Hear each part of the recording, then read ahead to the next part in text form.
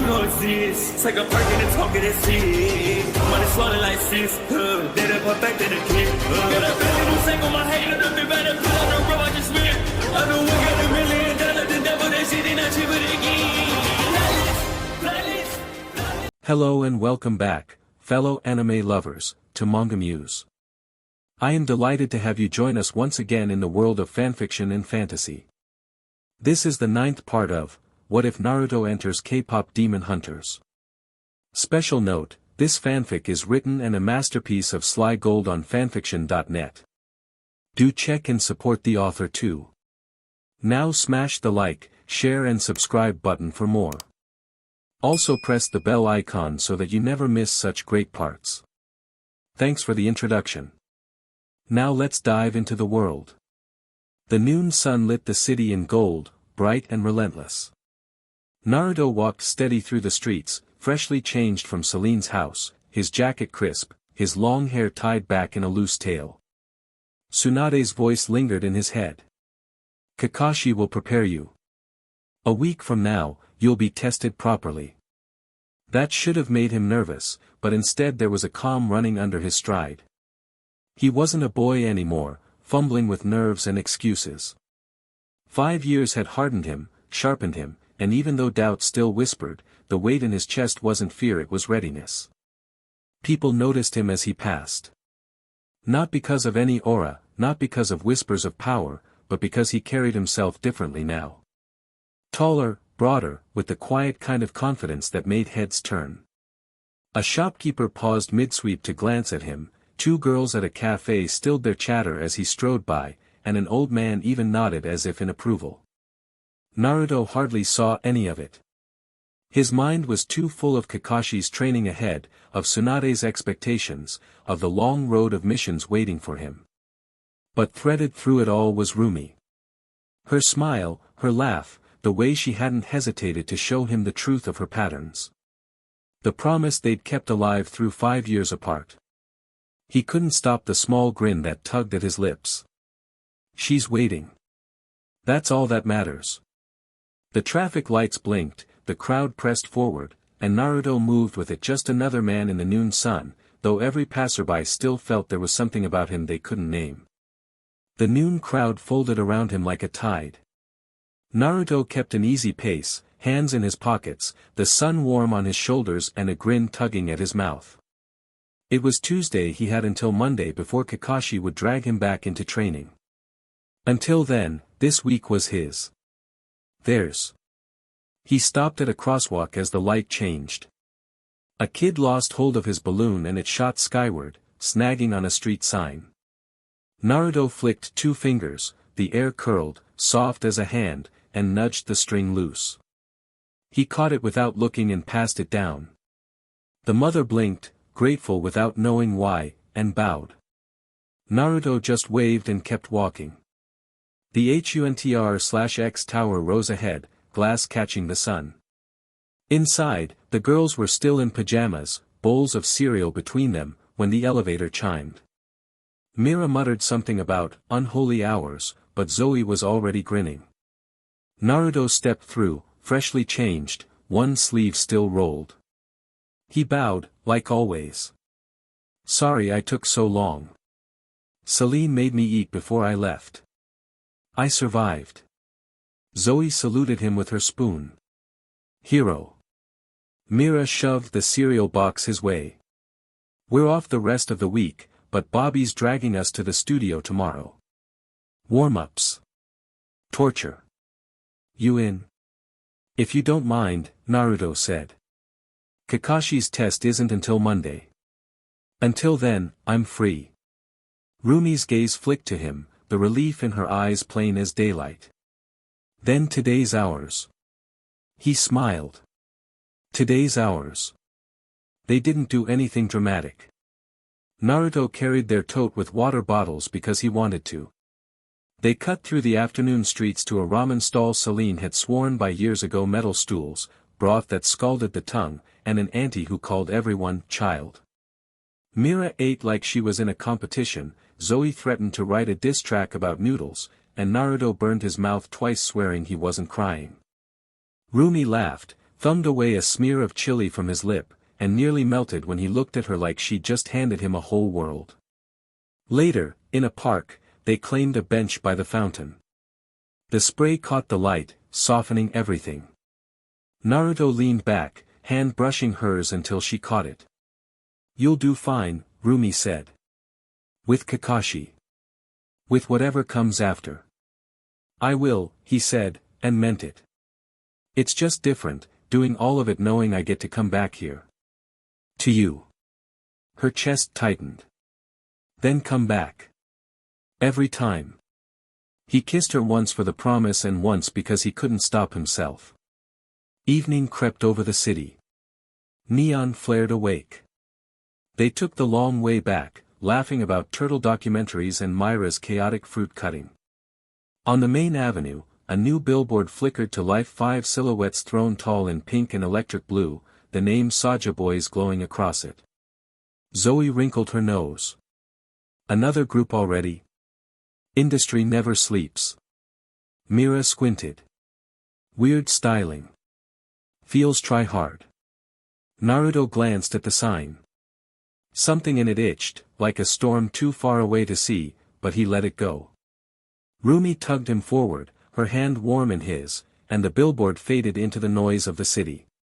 That night, all 4 of them ended up tangled on the couch, blankets everywhere, some half-finished movie humming in the background. Mira and Zoe drifted off first, curled at opposite ends. Rumi rested her head on Naruto's shoulder, her hand still linked with his, and let her eyes slip shut. For tonight, that was enough. The next morning the penthouse kitchen buzzed with sleepy chaos. Mira hunched over her phone at the counter, scrolling idly until she sat up straight with a gasp. Guys? We're trending." Zoe patted over in her pajamas, spoon hanging from her mouth. "Trending for what?" Mira turned the screen. Across every feed the hashtag #RumiBoyfriend screamed in bold letters. Dozens of blurry paparazzi shots from the night before filled the page, Naruto and Rumi walking hand in hand, Naruto holding open a door for her, Rumi laughing up at him like she hadn't laughed in years. The captions were merciless. "Hunter's princess finally claimed her knight. Our idol's K-drama moment is real." Rumi froze, bowl of cereal halfway to her lips. "No," she muttered, setting it down with trembling hands. "No, no, no." Naruto wandered in, toweling off his hair, whiskers catching the morning light. He blinked at the tense silence. "Morning." Before Rumi could gather herself, Bobby marched in, phone clutched like evidence. His voice was sharp. "Care to explain," he said, eyes darting between Rumi and Naruto, "why I just woke up to 50,000 posts outing you two like it's breaking news? We've spent 5 years keeping this quiet." Rumi winced. "Bobby." But Naruto, calm as ever, set the towel around his neck. "Because it isn't a secret. Not to us. We've been together." The words hung in the air like a final bell toll. Mira raised an eyebrow. "Well, finally someone says it." Zoe giggled into her cereal. "Yeah, we all knew. Like since forever." Bobby groaned, dragging a hand down his face. "So it's official now. Perfect. Just perfect." His eyes narrowed, sweeping over Naruto like he was evaluating a suspect. "Well. At least you're good looking. That helps." Rumi made a strangled noise, burying her face in her hands. "Bobby, stop." But Bobby wasn't finished. He stepped closer, looming over Naruto like a protective father sizing up his daughter's boyfriend. "You have any idea how many nights I've listened to Naruto this, Naruto that? You were practically a ghost, and now," he waved his phone, "you're the internet's newest obsession. Congratulations." Naruto didn't flinch. He only scratched the back of his neck, cheeks pink but smile steady. "Guess I'll have to live up to the hype." Mira burst out laughing. Zoe squealed. Rumi wanted the floor to swallow her whole. Bobby pinched the bridge of his nose like he'd aged 10 years in 5 minutes. And on top of everything else, now I've got a week of PR fires to put out. Naruto tilted his head. PR work? What's that? If it'll help, I can do it. Bobby squinted at him, muttering, why can't I hate you like that Sasuke guy? Mira nearly choked on her juice. Hey, what's that supposed to mean? Sasuke's not that bad, he's quiet, sure, but he's a good guy. Bobby swung a heavy stare her way, deadpan as stone. Kid, I've seen that boy in interviews. Staring like he's 2 seconds from murdering the camera crew. I don't need broody silence, I need charm. And let me tell you, he has none. Mira frowned, ready to argue, but Bobby waved her off. Don't even try to defend him. I know what I know. He's a nightmare, and I don't need more nightmares. He jabbed a thumb toward Naruto. At least this one smiles when you put a plate of food in front of him. Rumi groaned into her hands. Zoe was grinning ear to ear, enjoying the whole thing far too much. Naruto just scratched the back of his neck, caught somewhere between proud and embarrassed. Bobby threw his hands up like the universe was punishing him personally. Fine. Whatever. Clearly I'm cursed with boyfriends who complicate my job. Naruto blinked. Boyfriends plural. Zoe snorted into her cereal. He means you, blondie. Bobby jabbed a finger at Naruto, pacing the kitchen like a general before battle. Alright, listen up. People already spotted you and Rumi yesterday, and now the internet thinks you're either a bodyguard, a secret stylist, or her long-lost cousin. None of those work for me. So we're going to get ahead of it. Press photos, casual shots, maybe a soft interview. Roll you out as the boyfriend so the fans don't start eating each other alive. Rumi squeaked, burying her face in her sleeves. Bobby. Naruto rubbed his neck. Okay. But isn't this just us being together? Why do we need to roll me out? Bobby groaned. Because you're dating Rumi, half the country thinks she's their imaginary girlfriend. If we don't play this right, we'll have riots outside the building. He pointed again, sharp.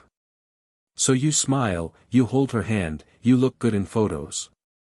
No frowning, no brooding, no broody Sasuke faces. Mira crossed her arms. Sasuke doesn't brood all the time. Yes he does, Bobby shot back instantly. If brooding were an Olympic sport, he'd bring home the gold every year. Zoe nearly fell off her chair laughing. Naruto tried not to laugh, but a grin betrayed him. Rumi peeked out from her sleeves, cheeks blazing, as Bobby sighed heavily. God help me, he muttered, I'm turning into a dating coach instead of a manager. An hour later they were at the news studio. Bobby called in favors to get it done this quickly, but the news outlet was always happy to see Huntrix. Bobby pinched the bridge of his nose as the lights came on. All right, he muttered, pacing in front of the couch. Be honest, but not too honest. No talking about swords, demons, or whatever the hell you do in your free time. Smile. Nod. Don't overshare. Got it? Naruto blinked, scratching the back of his head. I think so. Gods help me, Bobby groaned, then waved the reporter in. The woman entered with a notebook in hand and a crisp smile. She exchanged quick greetings with the crew before her eyes landed on Naruto. She shook his hand, and the moment he gave her that small, polite grin, she hesitated just a fraction too long before pulling away. Let's begin, she said, settling into her chair. We're here today with Naruto Namikaze, someone fans have been buzzing about ever since a few pictures surfaced. Naruto laughed awkwardly and gave a little bow. Thanks for having me. The reporter leaned forward. Why don't we start simple? Where are you from? Naruto smiled, a little sheepish. I grew up in a small town in Korea. Pretty quiet. From the time I was 5, Celine raised me, and because of that I got to know Rumi, Mira, and Zoe early on. They never let me stray too far. The girls, sitting off to the side, exchanged quick glances. Mira smirked. Zoe bit her lip, fighting back a giggle. Rumi stared at her lap, cheeks pink. The reporter turned smoothly. Speaking of which HUNTR/X, you've known Naruto for years. What's it like seeing him here with you now? Zoe perked up immediately. It's weird. He used to just tag along at the house, and now he's, like, this. She waved a hand toward him. This guy. Mira snorted. Yeah, it's strange when someone you've known since they were a kid suddenly looks like they stepped out of a magazine shoot. Naruto turned red, waving his hands. It's not like that. Rumi finally spoke, quiet but clear. He hasn't changed that much. He's still the same boy who bowed and said, "Hello, my lady," the first time we met. The crew chuckled, and even the reporter looked disarmed. She went back to her notes. And what do you do for work now? Naruto rubbed the back of his neck. Work? Sales. It's not glamorous, but it keeps me busy. She gave him a long look, then down at his shoulders, his arms under the rolled sleeves. You must work out a lot. His face flared crimson. A little. I like to stay active. He scratched at the whisker scars on his cheek and glanced at the girls. Mira covered her laugh with a cough. Zoe whispered, "Adorable," under her breath. Rumi couldn't stop smiling. The questions flowed on his connection to the group, his impressions of their music, what he hoped for the future. Naruto wasn't shy, but he wasn't cocky either. Just warm, polite, and thoughtful. Even the reporter seemed to soften, her professionalism bending under the weight of his natural charm. When the camera finally clicked off, she fumbled her pen, cheeks flushed. That was wonderful. Thank you, Naruto. He bowed his head again. Thank you. In the hall, Bobby groaned like a man cursed. Why can't I hate you like I hate Sasuke? I wanted boring, forgettable PR. Instead, you smile once and now half the internet's in love. Naruto tilted his head. Should I not smile? Mira broke down laughing. You're doomed, Bobby. Zoe was already scrolling. Guys? Hashtag Whiskers Prince is trending. Rumi buried her face in her hands. By the time they stepped out of the studio and onto the street, the city was already buzzing. Fans with phones out shouted HUNTR/X's name, but the real surprise was Naruto. His face was plastered across trending hashtags, clips of him laughing or bowing already edited into fancams. Holy CRP, Zoe muttered, scrolling fast. Hashtag Whiskers Prince has like 500,000 hits. People are actually making edits of you eating cereal. Mira leaned over her shoulder and snorted. Not edits. Tributes. She smirked at him.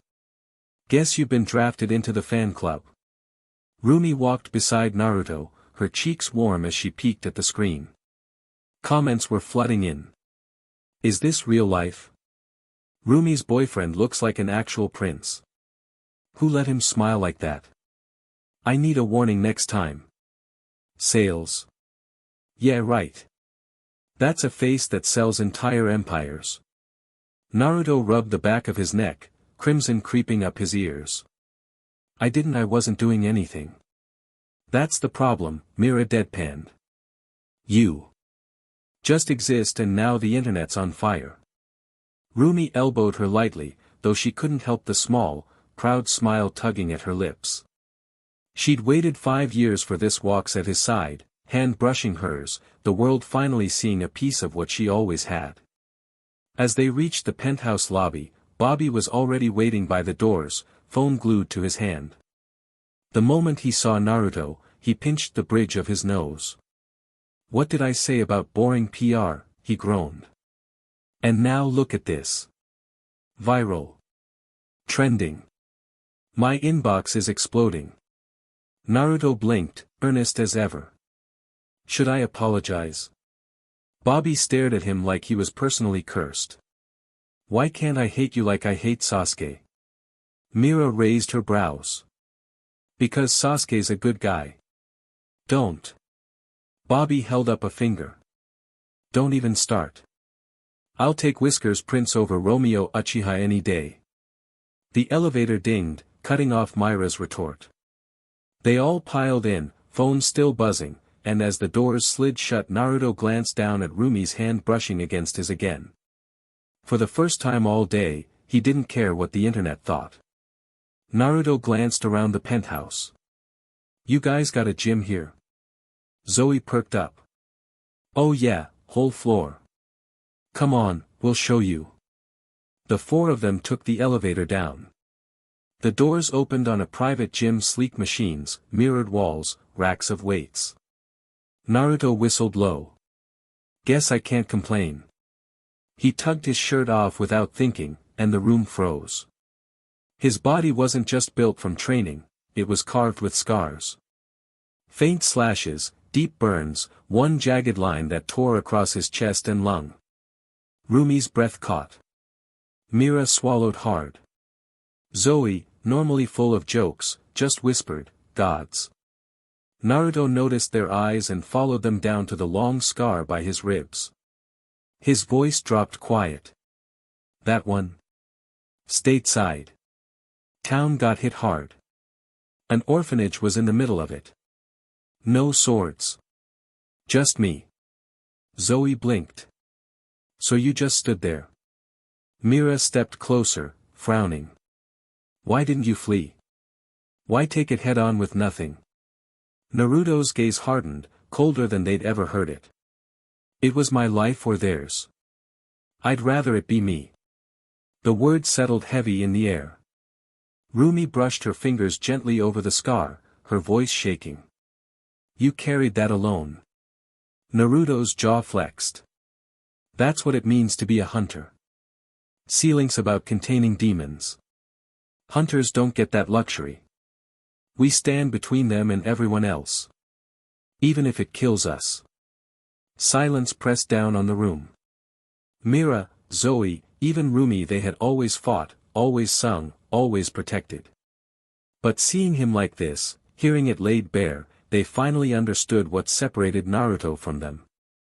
Hunters weren't chosen because they had talent. They were chosen because they were willing to pay the price. Zoe hugged her arms tight around herself. I didn't realize it was like that. Naruto's tone softened, though his eyes stayed sharp. Didn't want you to. But now you know. He grabbed a dumbbell, rolling it easily in his palm before grinning faintly. Anyway, don't look so gloomy. I didn't die, did I? Now which of these machines is actually worth a DMN? The tension cracked. Mira groaned, Zoe muttered something about him being insane, and Rumi just stayed close, her hand still brushing that scar, like she couldn't let go. The tension broke into motion.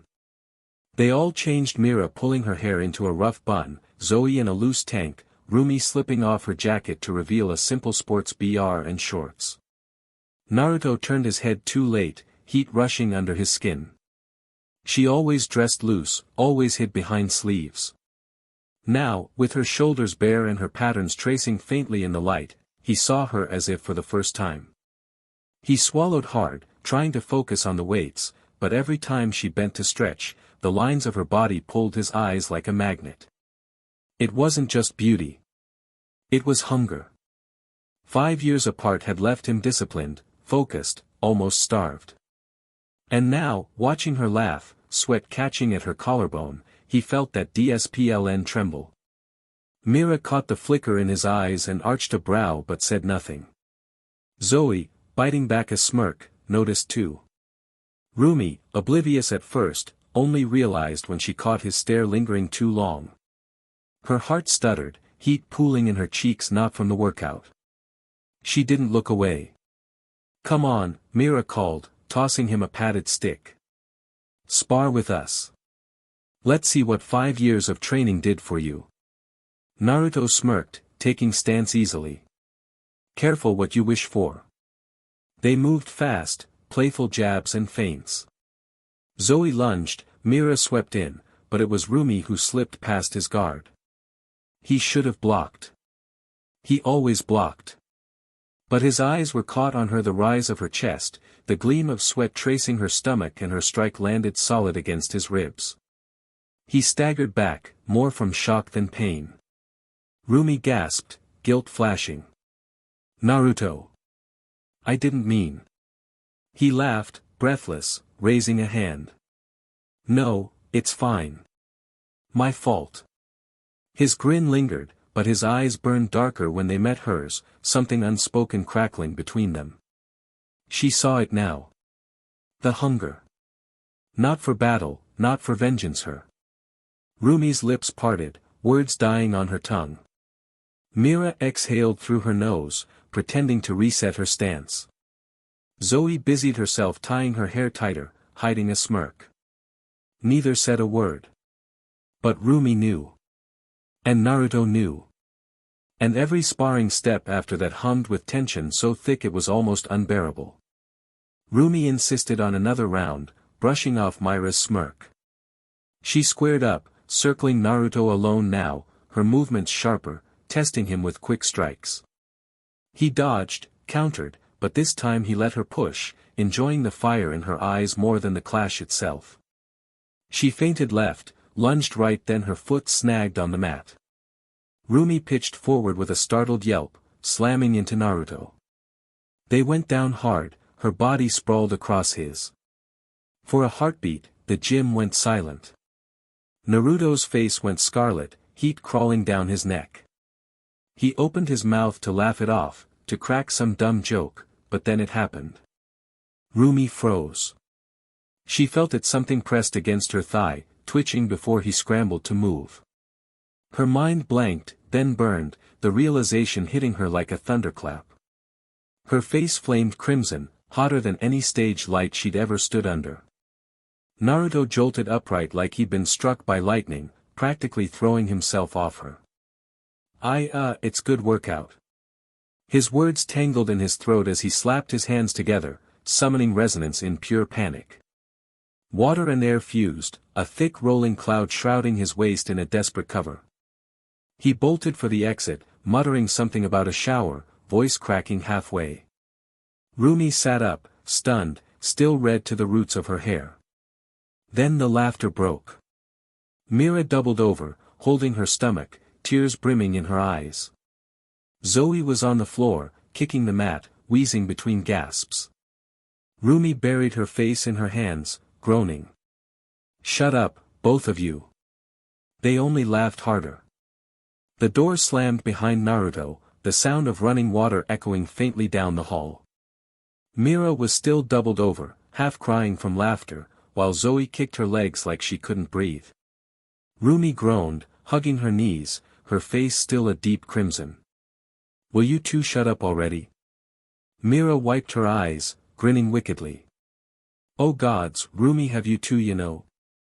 Rumi blinked. You know what?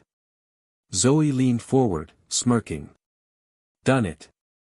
Rumi's eyes went wide. No. Absolutely not. Mira gasped. Dramatically, pointing at Zoe.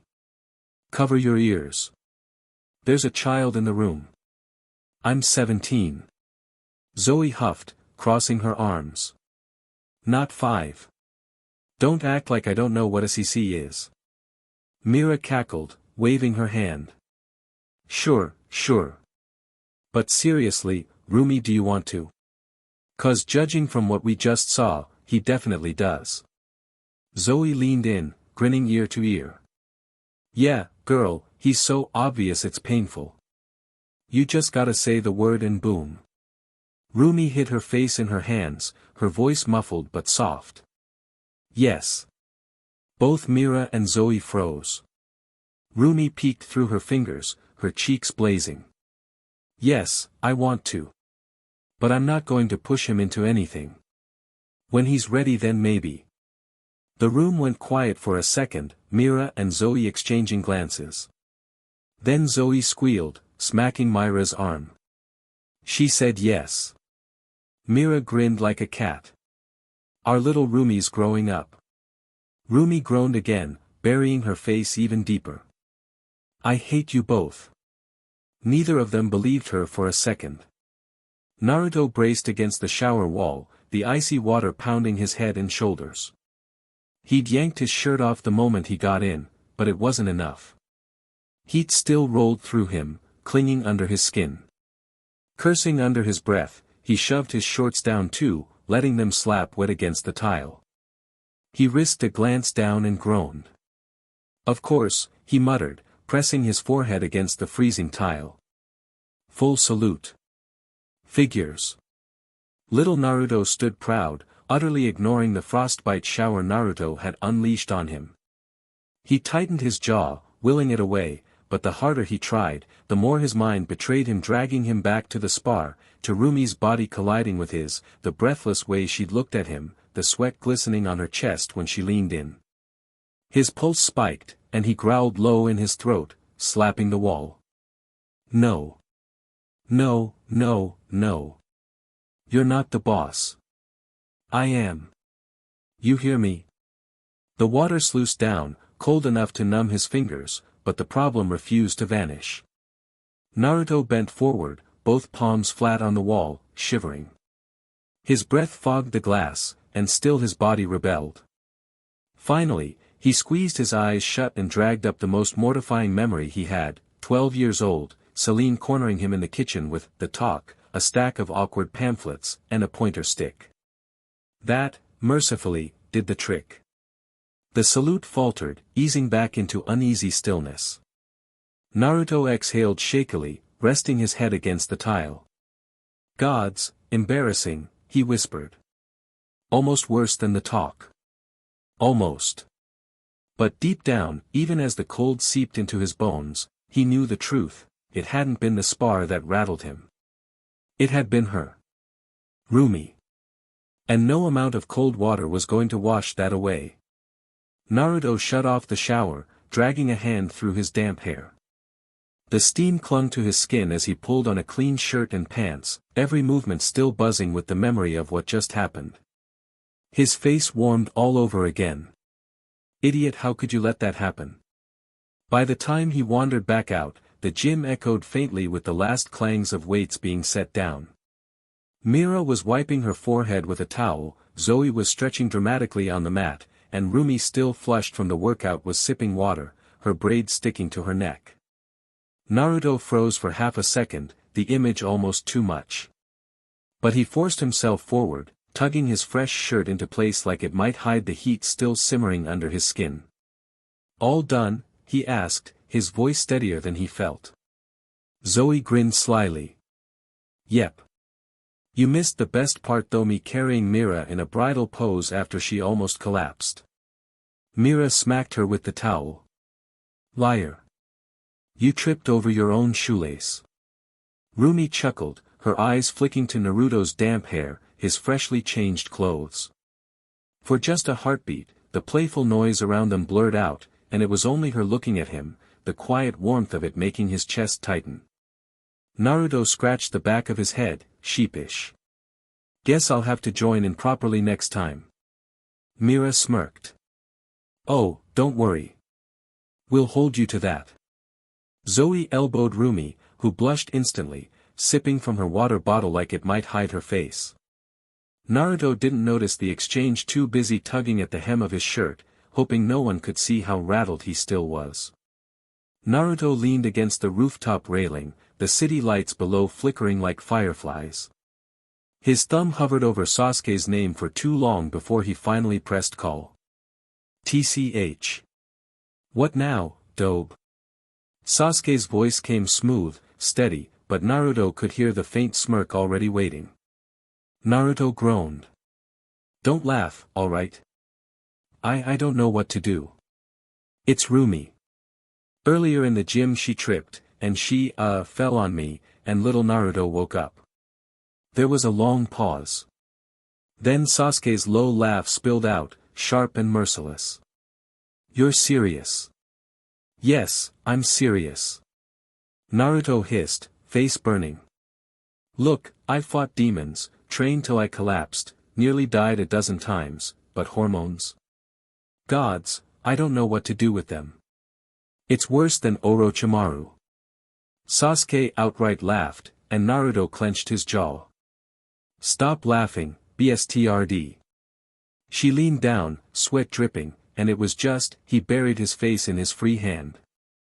I thought I was gonna explode. He slumped against the railing, voice dropping. And what if she doesn't feel the same? What if she sees the scars and baggage and just hates it? My body's a wreck, Sasuke. Who'd want that? Sasuke's laughter softened into something steadier. Listen. I thought the same. Thought Mira would never look past everything I'd done. But you don't get to choose the moment. You don't get to plan it. You'll never know when the right time is. Naruto frowned. Then how do you even approach it? Sasuke actually snorted. Approach it? Mira literally looked me dead in the eye, dragged me to the bedroom, and slammed the door. That was it. Naruto's face went crimson. You're not helping. Sasuke's voice smoothed again, quieter now. My point is, when it's real, you don't need some perfect plan. If she wants you, she'll make it clear. Scars, baggage, all of it. Naruto let the silence stretch, his throat tight. Thanks, SAS. Sasuke paused just long enough to let it sink in. You're welcome, Naru. The line clicked dead. Naruto stayed on the rooftop, staring at the neon haze. He'd faced monsters without blinking, but this love still made him feel like a clueless kid fumbling in the dark. Naruto finally pulled himself away from the rooftop, shaking his head like that would clear out Sasuke's words. He wasn't sure if it made him feel better or worse. Maybe both. When he stepped back into the penthouse, the lights were softer, the city glow spilling through the glass. Mira and Zoe were curled up on one couch in their pajamas, giggling over something on Zoe's phone. Rumi sat cross-legged on the other, hair loose, already in her sleep clothes. Naruto froze mid-step. Her pajama bottoms were patterned with tiny teddy bears and little trains. For some reason, that detail knocked the air right out of him. He blurted before his brain could catch up. You've got teddy bears and trains on your pants. Rumi's face flamed instantly. What about it? They're comfortable. And cute.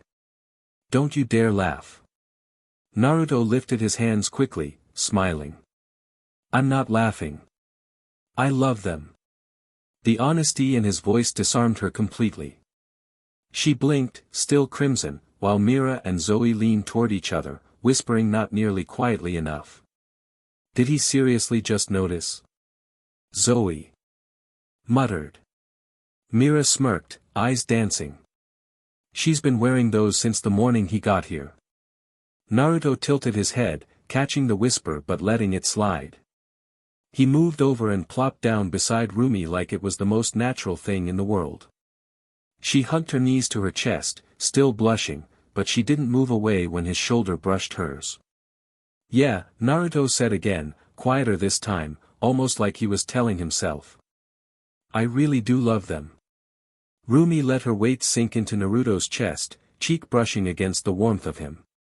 Her mind betrayed her, flashing back to the gym, his scars, the muscle under her palm, and that moment she swore she'd felt something press against her thigh. No. Bad thoughts, Rumi. Not now.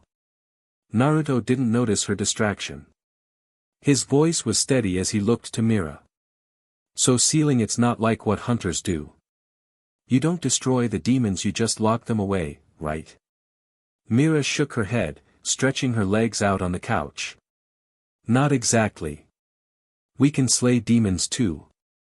But when we do, their essence just goes right back to GWIMA. Like cutting weeds without pulling the roots. They'll sprout again. That's why sealers exist. Our job is to bind them so they can't crawl back. Containment, not just elimination. Naruto's brows furrowed. So every kill just feeds him. Mira nodded, her tone sharper now. Exactly. That's the nightmare. Ceiling denies him the fuel. Ends the CYCL. The words hit hard, and Naruto went quiet for a long moment. His hand drifted, almost without thought, to Rumi's shoulder. She leaned closer, holding onto him like her life depended on it. He bent down and pressed a soft kiss into her hair, still listening. Makes sense. Different fights, same war. Zoe, curled in an armchair with her knees pulled up, grinned. Did he just kiss her in the middle of that? Mira smirked. Yeah. 5 years apart, and now she's glued to him. He could start quoting tax law and she wouldn't budge. Zoe giggled, muffling her laugh in her sleeve. Rumi ignored them both or tried to. Her heart hammered too fast, and all she could hear was Naruto's voice, steady and low, rumbling against her ear like it had always belonged there. The night stretched quieter as Zoe yawned, muttering something about needing her beauty sleep. Mira rolled her eyes but followed, both girls padding off toward their rooms, their laughter fading behind closed doors. Naruto rubbed the back of his neck, glancing at the empty couch. He grabbed a pillow and started fussing with the cushions, muttering to himself about making it work. You could, His hands froze. He turned his head. Rumi stood in the hallway, hair tumbling loose around her shoulders, pajamas making her look smaller somehow. She twisted her fingers together, eyes darting down before she managed to whisper, "You could sleep in my room. If you want." Naruto blinked. Once. Twice. His brain stuttered, every thought crashing together until all that tumbled out was, what? Rumi's cheeks burned, but she forced herself to meet his eyes. Just asleep. He looked like someone had hit him with a stun bolt. His mouth opened, shut, then opened again, no sound coming out. Flabbergasted didn't even cover it. Rumi smiled faintly at his expression, softer now. I just don't want you out here alone. That's all. Naruto swallowed hard, his heartbeat loud in his ears. He'd faced demons without flinching, but this made him dizzy. Still, he nodded slowly, clutching the pillow like it was his lifeline. Oh okay. Just asleep. They slipped into her room, the city glow spilling through the tall windows, painting the walls in pale silver. Rumi tugged at her tank top as if it suddenly felt too thin, her heart hammering against her ribs. Naruto lingered stiffly by the door, barefoot in only pajama pants, looking like he'd rather face a nest of demons than figure out where to put his hands. She smoothed the blanket with nervous fingers and patted the empty space beside her. Here. Naruto hesitated, every nerve in his body taut. Finally, he crossed the room and lowered himself onto the mattress, the sheets dipping under his weight. At first it was unbearably awkward, both of them lying on their sides, backs turned, inches of space between them that somehow felt like an ocean. In the quiet, Rumi whispered into her pillow, barely louder than a breath. This won't work. Before she could lose her nerve, she rolled, pressing her head against his chest and sliding her arms around him. For a second, Naruto went rigid, his breath catching. Panic twisted in her stomach had she gone too far. Then, slowly, he turned toward her. His arms came around her in return, firm and warm, pulling her close. Rumi melted into him, her heart pounding against his steady rhythm. Naruto lowered his chin to kiss the top of her head. His voice rumbled low against her hair. Good night. Rumi's eyes slipped shut, safe in his arms at last. As he held her warmth, something eased inside him. No matter how awkward things might get, no matter the demons or the dangerous groups waiting out there, as long as he could lay like this, he would be fine.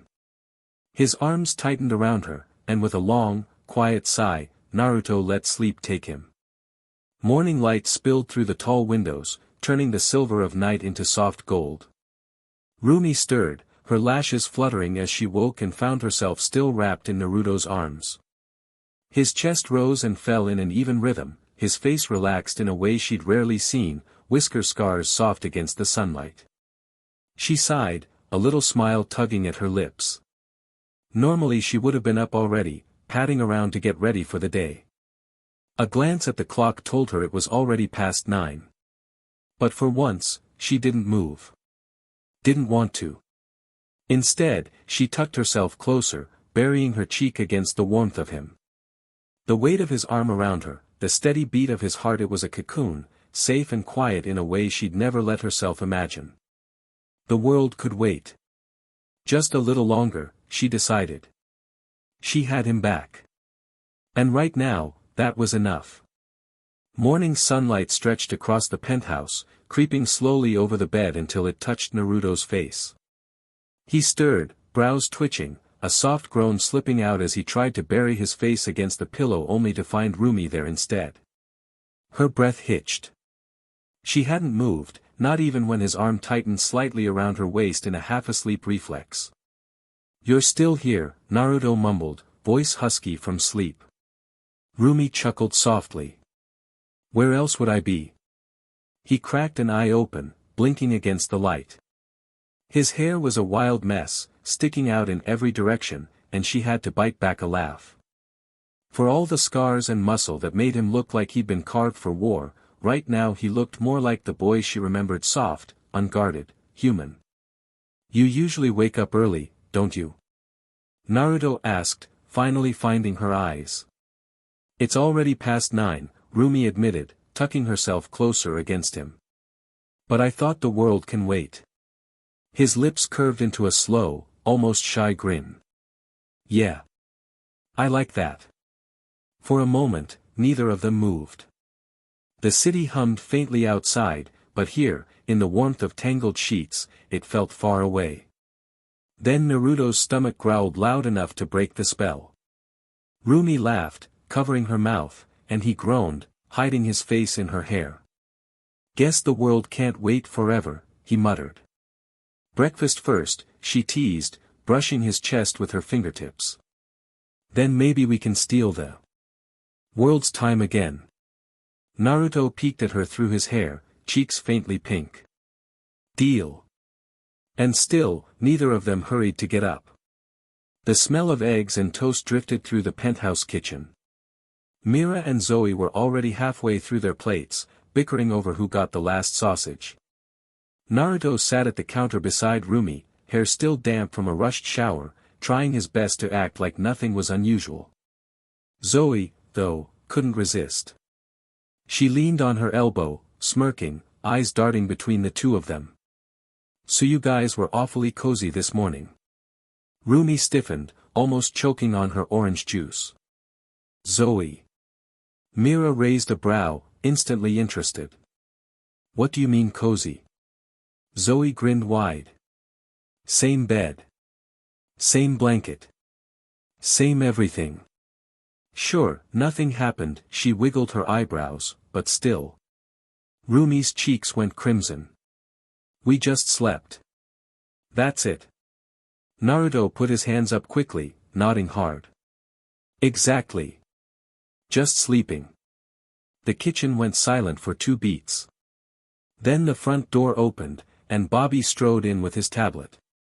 "Morning, girls," he froze, scanning the room, his gaze landing on Naruto sitting way too close to Rumi.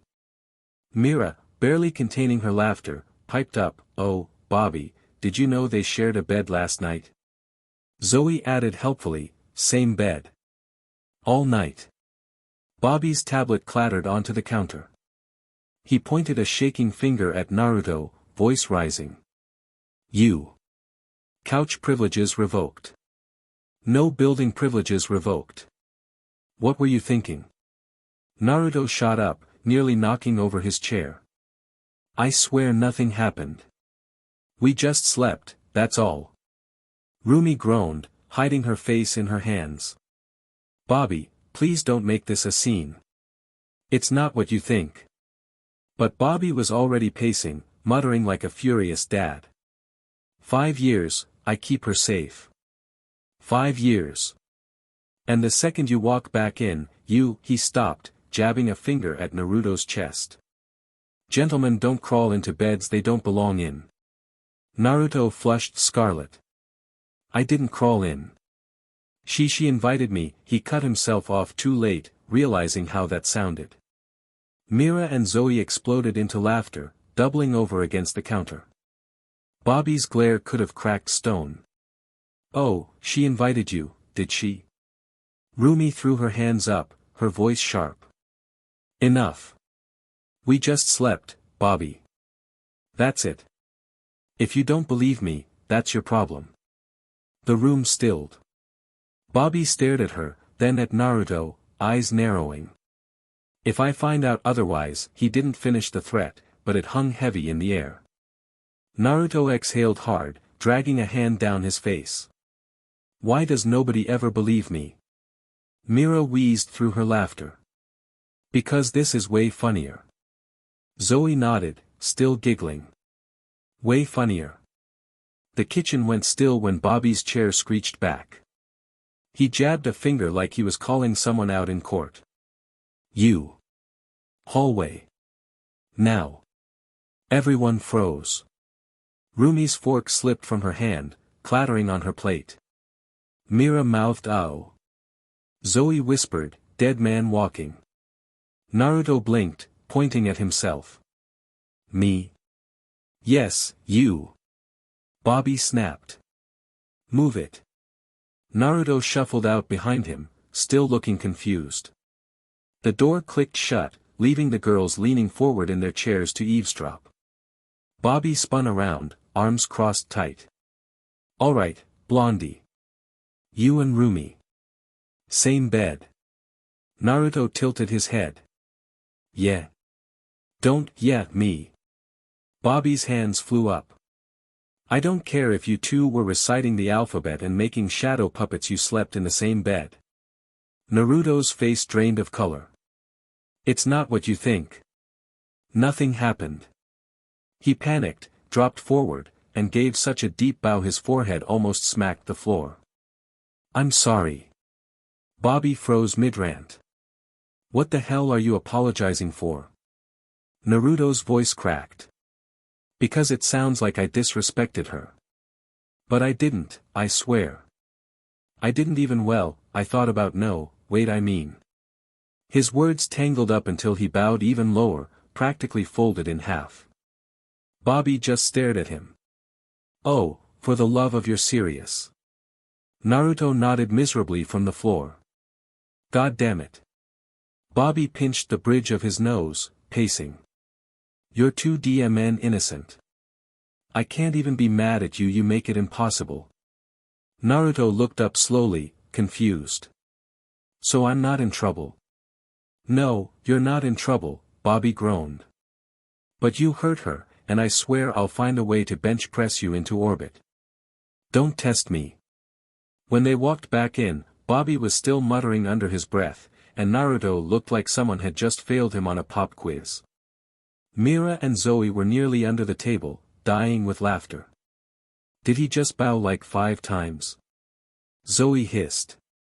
More like 10, Mira grinned. Rumi had her face in her hands, crimson with embarrassment. Naruto sat back beside her carefully, whispering, Did I do something wrong? Rumi groaned. Just eat your toast. The kitchen still hummed with awkward energy. Bobby muttered into his coffee about needing BLD pressure meds. Mira and Zoe were biting back laughter, and Rumi sat stiffly, cheeks still pink from the earlier teasing. Naruto just tried to disappear into his chair, shoulders hunched. The front door opened. Morning, Celine said, stepping inside, heels tapping against the floor. She set her bag down with practiced calm, her gaze sweeping the table. None of the girls bolted to her side, they were too used to her presence by now. Still, the room shifted, steadier, like the air itself obeyed her. Her eyes landed on Naruto. So. Back in town, and already making headlines. Naruto pushed his chair back, standing to bow deep. Yes, ma'am. I'm here. Celine studied him for a moment, then her expression softened into the faintest smile. I'm glad. You've earned this time.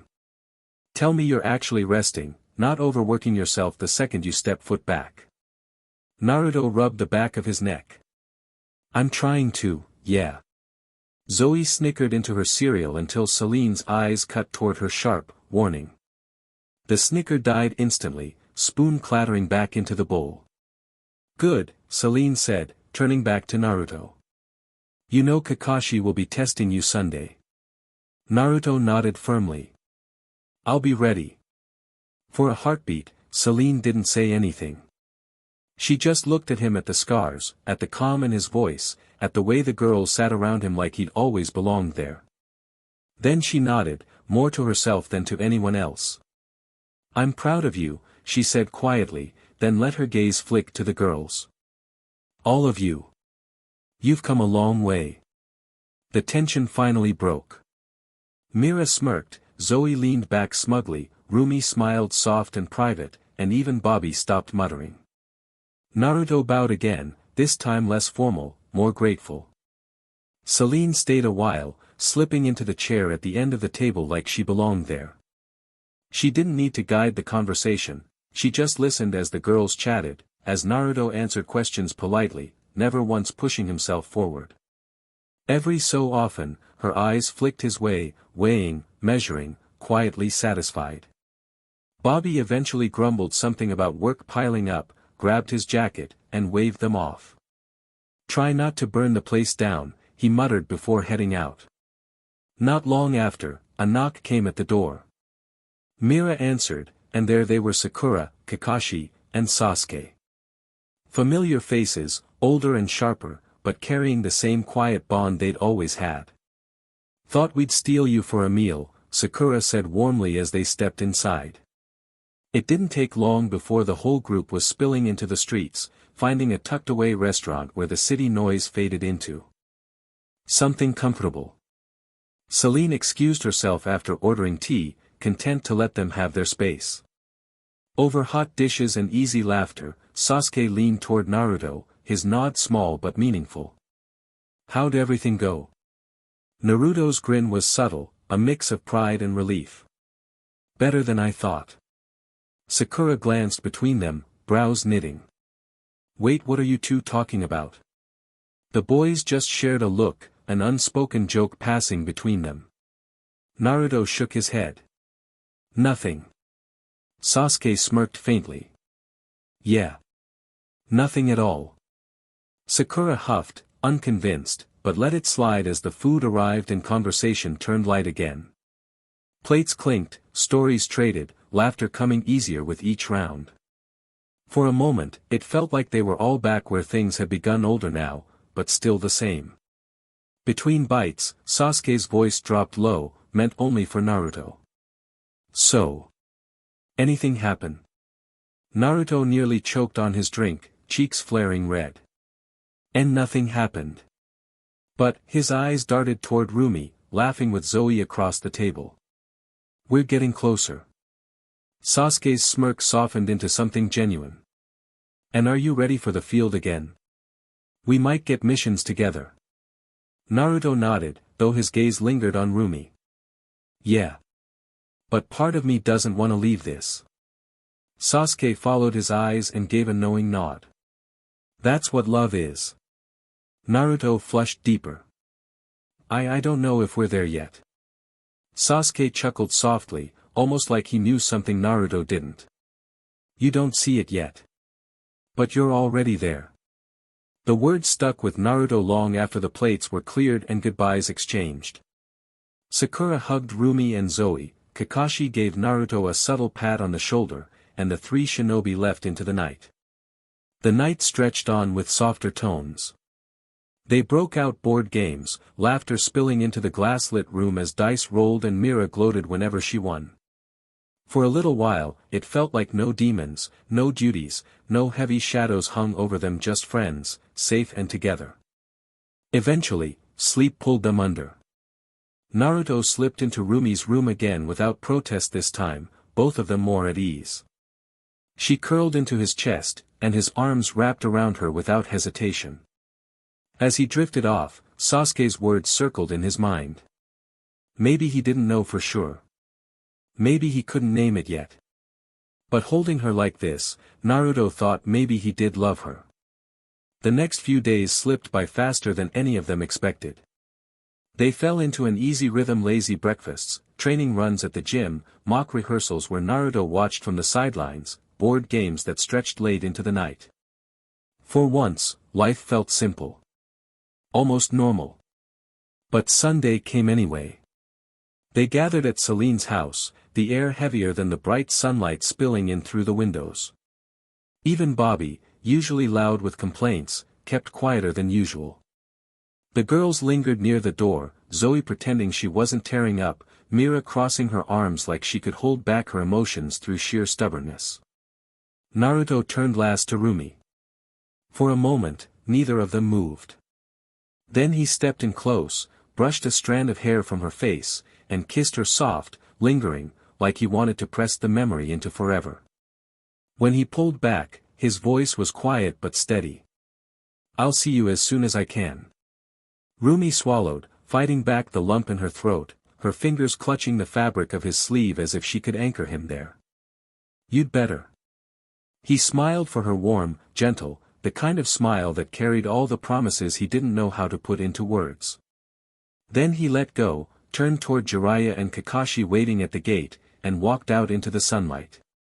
Rumi stood in the doorway long after he was gone, her lips still tingling from the kiss, the echo of his promise ringing in her chest. Naruto left Celine's house that morning in a ready mood, though a part of him already missed Rumi. Kakashi and Jiraiya flanked him as they walked, the three of them moving through the quiet streets. Kakashi with his hands in his pockets, as unreadable as ever, Jiraiya humming to himself, but keeping a sharp eye on his student. They didn't need to say much. The silence was steady, purposeful. When they reached the Hokage's office, Tsunade was waiting, arms folded, Hiruzen at her side like a shadow of wisdom she still leaned on. She looked Naruto over with that hawk's eye of hers, as though she could see past the muscle and scars to the boy still underneath. "Are you ready, Hunter Chunin Naruto?" she asked, voice calm but heavy with expectation. Naruto bowed deeply, the movement precise, practiced. "I'm at your service, Hokage-sama." She studied him for a moment longer, then gave a single approving nod. "Then let's see what those 5 years bought us." The four of them left together, their steps echoing down the hall until the light of the arena spilled before them. The stands were already filling rows upon rows of hunters, steel glinting on their backs, their eyes fixed on the boy they'd only heard stories about. The Namikaze's child. The one who once changed the Chunin exams forever. The weight of that memory clung to the air. Whispers rippled through the crowd, some curious, some doubtful, others hungry to see if the legends were true. Up in the stands, Sasuke and Sakura sat with Jiraiya's old spot claimed, the rest of the rookie 9 clustered nearby. Familiar faces, older now, sharper, but still bound by those same ties. Sasuke's eyes never left Naruto. Sakura leaned forward with her hands clasped, breath caught in her throat. And at the center of it all, Naruto stepped onto the arena floor. No stage tricks, no flash, just his presence filling the space. For the first time in 5 years, the hunter world wasn't looking at him as a boy. They were measuring him as a man. The arena buzzed like a hive. Rows of hunters filled the stands, some leaning forward with arms crossed, others whispering behind hands, their eyes all fixed on the boy at the center. Or rather, the man. "That's him. The Namikaze kid," one voice murmured. "Doesn't look like a kid anymore," another answered. "I heard he trained under Jiraiya. 5 years gone and he just walks back in. Let's see if he lives up to the stories." A few of the older hunters nodded knowingly. "Look at him. The scars. The way he carries himself. That's not a boy anymore." From the higher box, Hiruzen watched in silence, his gaze softer than the rest. "He has his father's presence," he said, mostly to himself. "But his own fire." Down below, Naruto adjusted his stance, feeling the weight of every eye on him. He didn't shift uncomfortably, didn't bow under it. He simply let it settle like a storm he'd already walked through. Sasuke, arms folded in the stands, studied him closely. He's stronger, he said quietly. Sakura nodded, lips pressed thin, pride shining in her eyes. And steadier. It's different. He's different. Even Jiraiya, lounging like he didn't have a care in the world, didn't hide the curve of his grin. The whispers kept rolling. Some said he still looked too young, too fresh-faced, too human for the kind of reputation he carried. Others swore they saw echoes of Minato in his jawline, in the way he stood straight-backed, unbent. But beneath it all, there was a single current, a truth that hummed in the air. No matter what they said today would decide if Naruto Namikaze was just a story from the past, or the hunter they all needed now. Kakashi stepped out with the same calm grace that had made his name infamous. Every movement was deliberate, unhurried, yet heavy with presence. His resonance flickered to life, arcs of electricity hissing along his frame like the crack of a storm too close for comfort.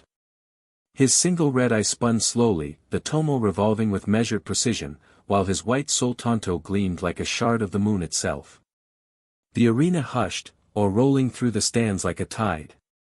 God's his resonance, someone whispered, voice almost reverent. That's Hatake Kakashi. Elite Jonin. They don't call him the copy hunter for nothing. He's not holding back. If anything, he looks like he's ready for BLD. The crowd murmured louder, tension spiking as they compared the two figures. The silver-haired veteran, calm and deadly, and the golden-haired hunter who'd vanished 5 years ago only to return a man. Can that kid really beat him? One voice asked, thin with doubt. No one beats Kakashi. Another scoffed. At best, he'll survive the first few minutes. Naruto exhaled slowly, steadying his pulse. He didn't flinch at the weight of the whispers, didn't falter at the crackle of Kakashi's soul blade. Instead, he shifted his stance, lowering his center of gravity, every muscle coiled with quiet readiness. Up in the stands, Sasuke leaned forward, eyes narrowed, anticipation sparking in his chest. Sakura gripped the edge of her seat, torn between pride and worry. Jiraiya's grin never faded, though his eyes never left Naruto, watching closely, waiting. And then Kakashi spoke, his voice even, carrying easily through the silence. Hunter Chunin Naruto Namikaze, he said, raising his blade in salute. Let's see how far you've come. Naruto smiled. It wasn't cocky or careless, it was the kind of grin that said he'd been waiting for this. His resonance burst to life in a rush, water spilling from him like a river breaking its banks, coursing around his frame in currents that shimmered with light. Lightning snapped through it, weaving into the flow, each crackle illuminating the storm he carried inside. Gasps rippled through the crowd. That resonance. Water and lightning, two elements. No, it's more than that. Look at the way they merge. In one smooth motion, Naruto drew both his blades. The first gleamed ocean blue, forged by Selene's hands and blessed in battle. The second sang with fire and memory, the crimson steel that once belonged to his mother. He raised them, the storm wrapping around both, each blade glowing with its own pulse, one calm as the tide, the other fierce as a heartbeat. The grin widened. Ready when you are, sensei. The electricity around Kakashi's tanto hissed louder, reacting instinctively to Naruto's storm. The air between them warped with pressure, a storm front colliding with a tempest. Hunters in the stands leaned forward, breaths caught in their throats. Sasuke's eyes narrowed, Sharingan glinting. So that's how strong you've gotten. Sakura's hands clenched, pride trembling through her. Naruto. And Jiraiya just chuckled under his breath, voice low. Heh. Show him, kid. The arena seemed to hold its breath, the world narrowing to two hunters MSTR and student, storm against storm waiting for the first strike. Naruto dropped low, both blades spinning into a mirrored spiral. The water around him surged inward, coiling into a furious whirlpool that wrapped his stance, while lightning threaded through it like veins of fire. Then he was gone, propelled forward as if the current itself had chosen his path. The storm carried him straight at Kakashi, guiding every motion. His blue blade cut a rushing arc, his crimson blade followed half a heartbeat later. Each strike sharper, quicker, honed by the lightning that raced through his body and made his muscles twitch with impossible speed. Gasps tore from the stands. He's faster than before. Is that guiding him? But Kakashi was no ordinary opponent. The veteran didn't flinch. His crimson Sharingan spun, reading the flow of the storm, predicting the dance hidden inside the chaos. He weaved between the strikes like he'd trained in the same waters all his life, body slipping through the torrents with graceful precision. The two blades slashed past his chest, so close the water spray dampened his vest. Naruto twisted, current snapping him around for another strike, but Kakashi was already there. Not bad, Kakashi murmured. His foot snapped out, a perfect counter. The impact crashed into Naruto's chest like a hammer. The storm broke, lightning sputtered, water splashed outward as the boy went skidding back across the stone floor. Naruto caught himself, blades biting down to halt his slide, teeth bared in a grin. Kakashi adjusted his stance, tanto crackling, his voice calm but sharp. You're going to need more than what you showed at the Chunin exams, Naruto. I've been hoping you learned something new. The crowd buzzed with excitement, half the hunters on their feet. This wasn't student versus teacher anymore. This was storm versus lightning. Naruto straightened, chest still heaving from the kick, storm coiling tighter around him once more. Don't worry, sensei. I've learned plenty. Water rushed up around Naruto, not wild and uncontrolled like before, but sharp, deliberate, every current answering his will. Lightning threaded through it, not crackling randomly but dancing in precise rhythm with his stance. The ocean rose again, towering above him, but this time it wasn't the half-formed storm beast the crowd had seen years ago. This leviathan moved with terrifying grace, each scale defined, its eyes burning like whirlpools of lightning. When it roared, it wasn't chaotic noise but a sound that shook the chest, steady and commanding. Gasps rippled through the stands. Even the veterans who had seen it during the Chunin exams muttered to themselves this was different. The ocean cannot be tamed, Naruto said, voice ringing out clear, and it cannot be trapped. It only grows stronger with time. Kakashi's red eye spun as he tracked every flicker of energy. His tanto glowed brighter, but his lips tugged into the faintest smile. Now that's more like it. The Leviathan's shadow fell over him as its maw opened, the air heavy with salt and storm. Naruto's Leviathan surged forward, scales alive with lightning, its roar shaking the very arena. The water beneath it churned, threatening to spill over the walls as the beast coiled, ready to strike. Kakashi didn't flinch. His tanto thrummed with power as his voice cut through the storm. Fenrir. The ground split with a violent crack. Lightning poured into the fissures, binding with the earth itself. From the rubble rose a wolf of impossible size, its body a fusion of stone and thunder, each step sparking arcs across the floor. Fenrir's jagged teeth crackled with lightning, its glowing eyes locked on the Leviathan. Gasps erupted in the stands. Even among elite hunters, few had ever seen Kakashi summon it. The wolf tilted its head back and howled a sound of raw storm and then lunged. Leviathan met it head-on, water and lightning crashing into earth and thunder. The clash sent a shockwave ripping through the arena, rattling the barriers and forcing the crowd to shield their faces from the spray and sparks. Naruto dug his heels into the floor, blades raised, guiding his Leviathan strikes like extensions of his own body. Kakashi mirrored him, his stance unshaken, each movement of his tanto flowing into Fenrir's snapping jaws and crushing paws. It wasn't just teacher against student anymore. It was storm against storm, legends colliding. The arena shook under the monster's clash, lightning against storm, earth against tide. Naruto's arms trembled with the strain, his blades burning hot in his grip, but his grin only widened. Not enough yet, he called, voice sharp with adrenaline. Kakashi's single eye narrowed, his tanto guiding Fenrir's movements with terrifying precision. You're stronger, no doubt. But to beat me, you'll need more than raw power. Naruto's grin softened into focus. The current of the whirlpool shifted around him, subtle at first, then surging into a tight spiral. His lightning bent into it, a crackling cage. Leviathan's body shimmered, flickering, then vanished into the storm. Kakashi blinked. Clever.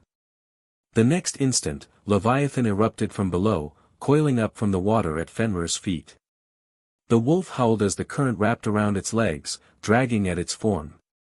And in the same breath, Naruto slipped through the storm faster than the crowd could follow and pressed the blunt edge of his crimson blade to Kakashi's chest. The stands gasped. For a heartbeat, it looked like the impossible had happened. But Kakashi only chuckled, not moving an inch. Better. Much better. But. Lightning flared. Fenrir shattered the whirlpool's bind with a violent crack, snapping jaws inches from Leviathan's throat. The pressure around Naruto's blade vanished as Kakashi stepped back, calm as ever. Not enough to finish me. The crowd roared, torn between awe at Naruto's strike and Kakashi's effortless recovery. The arena thundered with voices, but it all fell quiet the moment Naruto's grin cut across the chaos. His blades gleamed in his hands, one blue as the sea, one crimson as flame, and his resonance flared like a storm breaking open.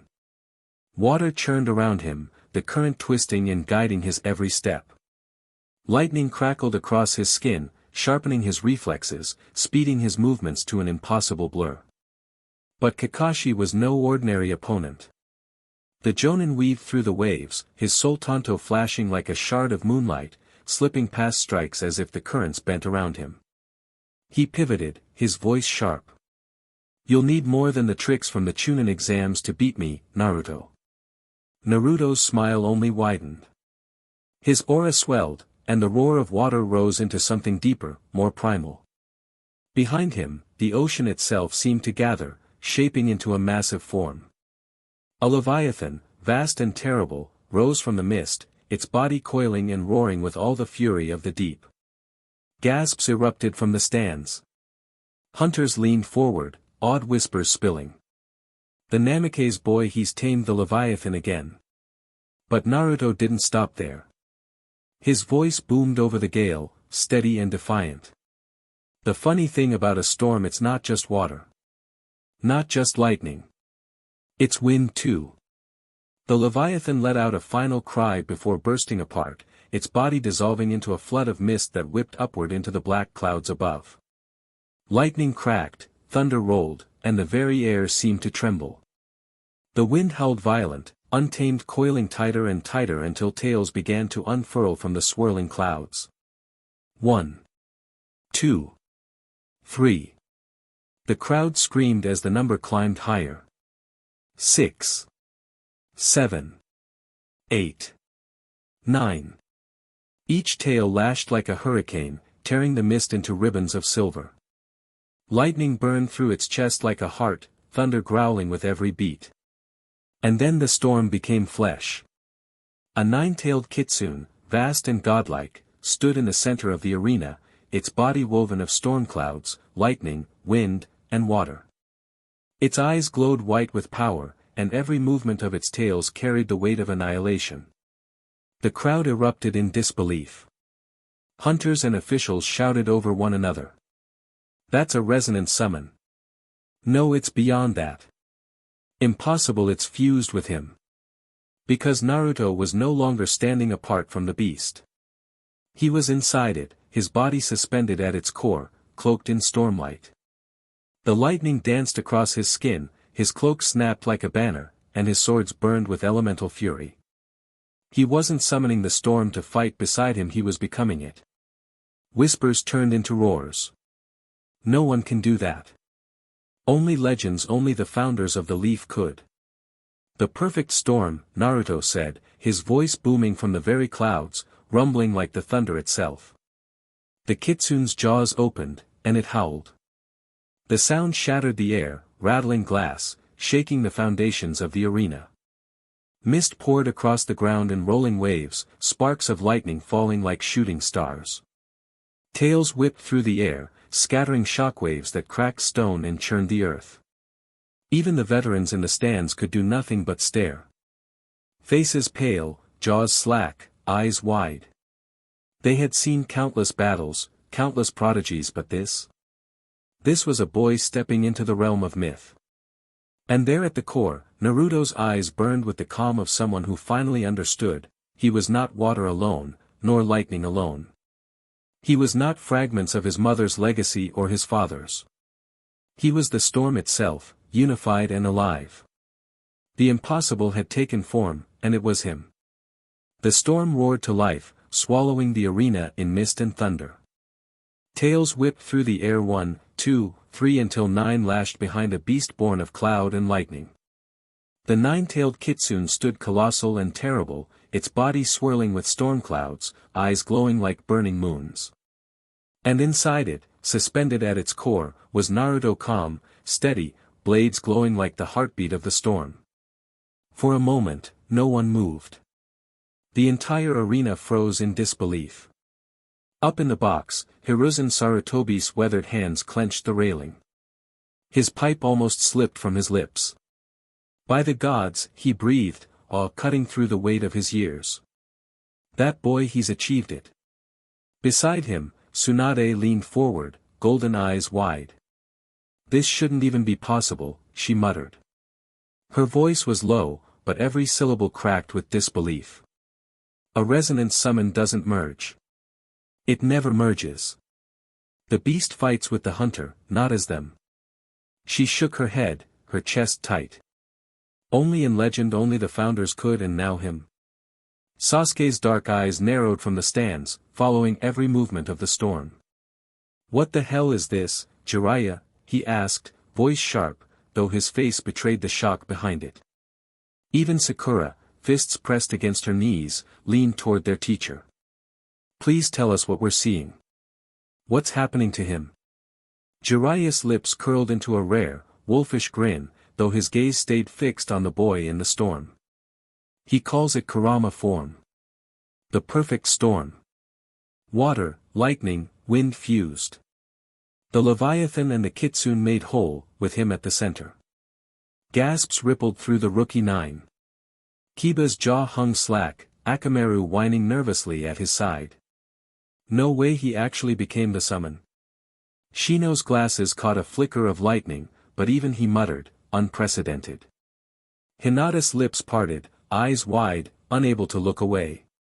Even Niji, ever stone-faced and proud, stood rigid, his mouth slightly open.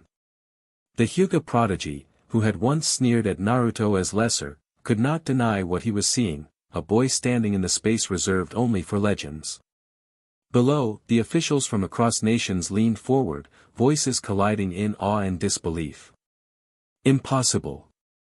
No hunter alive could. He's merged with it. The nine-tailed kitsune howled, thunder shattering the sky, and lightning cracked down around the arena like a storm made flesh.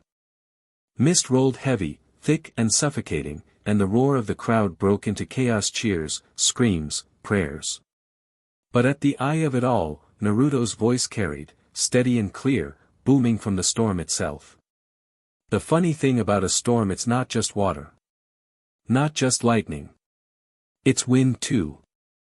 And with that, the impossible took form, and his name was Naruto. Kakashi's wolf, Fenrir, tore forward, its body woven from lightning and earth, resonance burning white-hot. The beast's claws raked at the nine-tailed storm kitsune, thunder crashing as they collided. For a moment, the arena became a storm of raw force, stone shattering, arcs of lightning tearing across the sky. But storms do not yield. The kitsune's tails lashed. One cracked against Fenrir's flank like a hurricane's gale, scattering lightning into sparks. Another whipped through its stone shoulders, reducing them to rubble mid-stride. A third slammed directly into its chest, and the wolf howled as its form broke apart, resonance scattering in shards of light. Fenrir was gone. The kitsune roared, its voice a rolling thunder, and the storm surged forward. Kakashi didn't flinch, he moved. His tanto blazed with resonance as he blurred through the mist, cutting arcs of silver light. Each strike was clean, sharp, aimed to carve through the storm's heart. But the kitsune bent like wind, flowed like water, struck back with lightning speed. Its tails cracked the ground, sending shards of stone flying. Mist clung to Kakashi's movements, slowing him, dragging him into the storm's rhythm. His blade sparked against tails of condensed air pressure, each clash throwing him back a step further. He countered with pure will, charging his body with resonance, forcing lightning to crawl along his frame, driving him forward like a living spear. For a moment, it seemed he might break through, his tanto poised at Naruto's chest. Then the storm swallowed him whole. The 9 tails encircled him in an instant, a whirling cage of thundercloud and gale. He struck, fast as lightning, but his blows vanished into mist. The kitsune's eyes glowed white, the storm itself bearing down on him, and Kakashi was forced back, boots grinding against broken stone. Nothing held it. Nothing slowed it.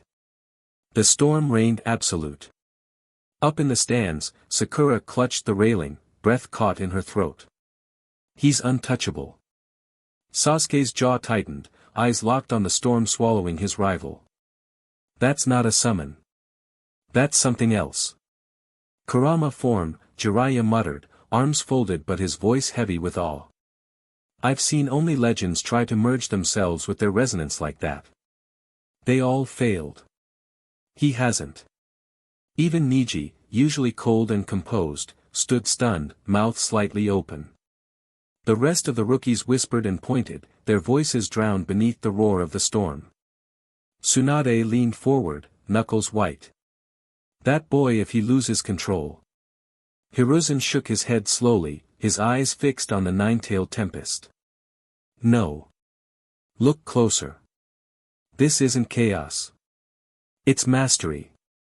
And down below, Kakashi fought against the inevitable, his blade sparking, his body refusing to yield as the storm bore down with absolute, merciless power. Kakashi's chest heaved, his tanto humming with the last of his resonance. He circled, boots grinding over cracked stone, eyes flicking for a gap in the swirling cage of tails. Every instinct screamed at him one mistake and this storm would break him. Then it came.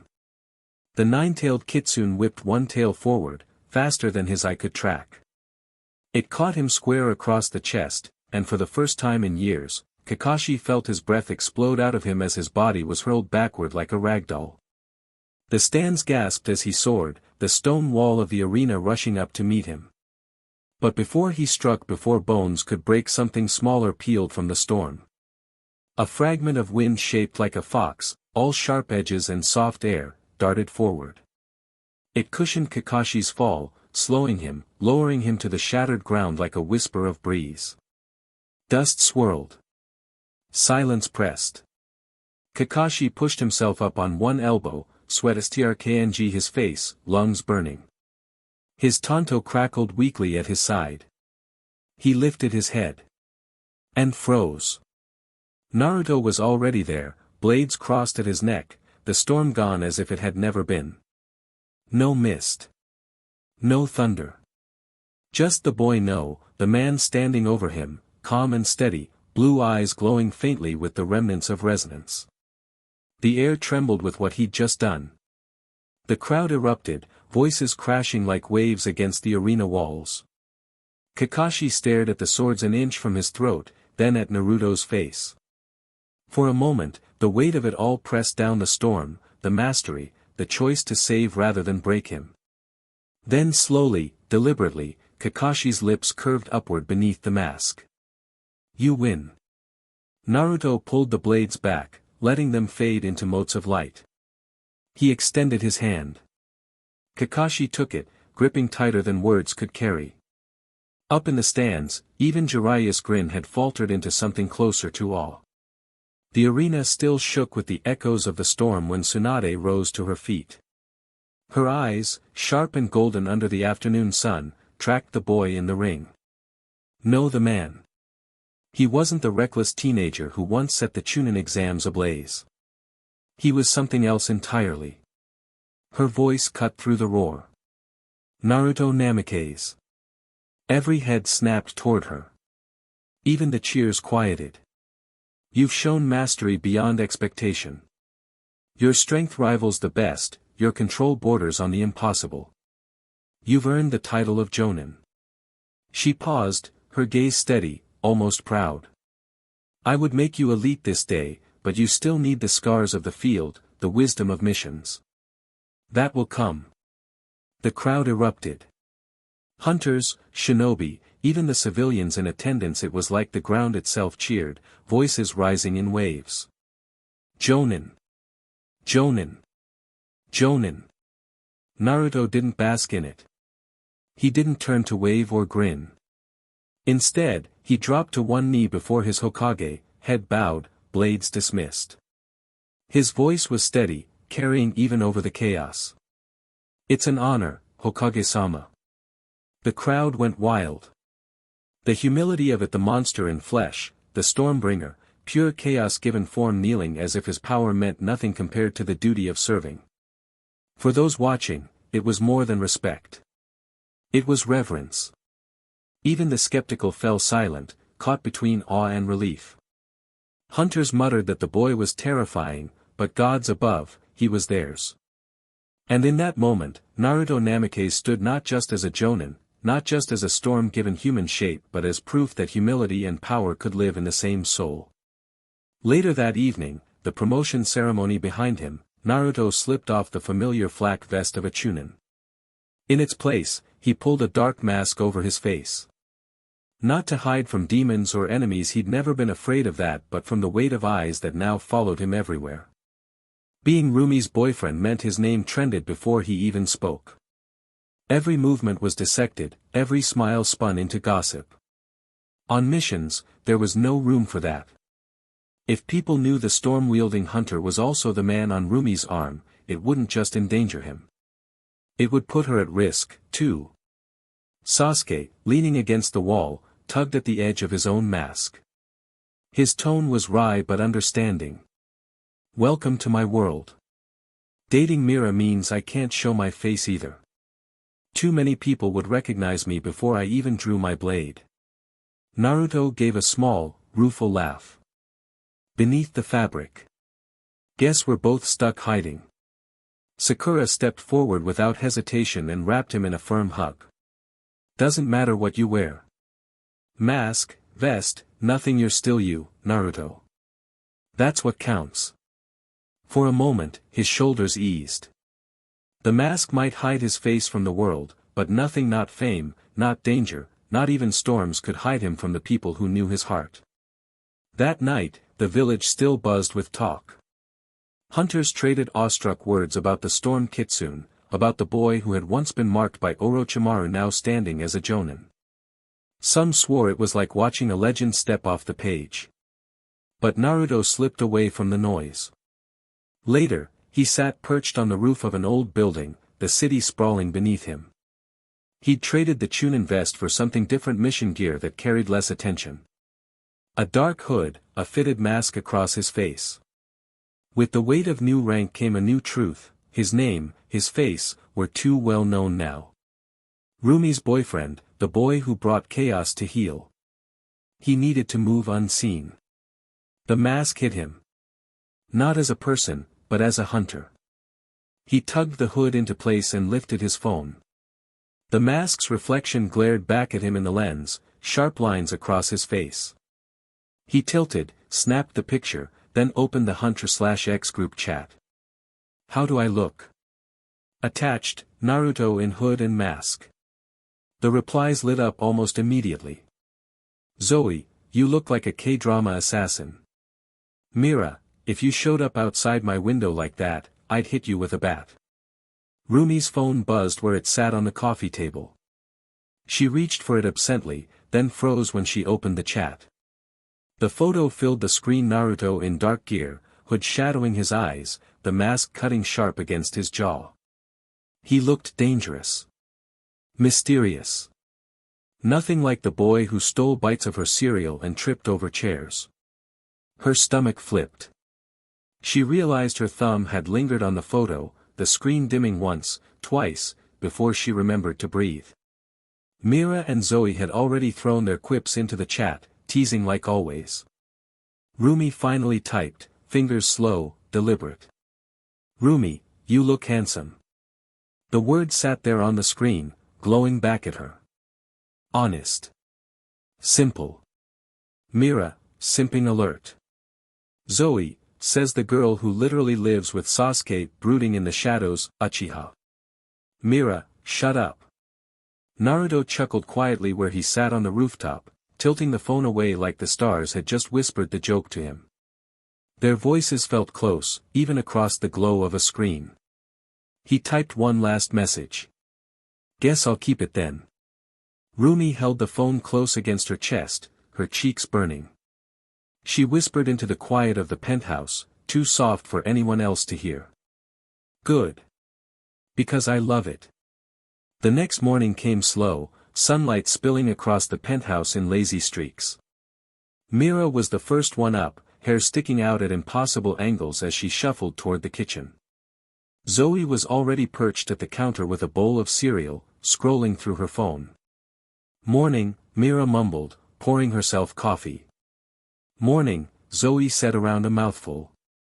Then her grin widened. So, did you see Rumi's little love note last night? Mira's eyebrow arched as she leaned over Zoe's shoulder.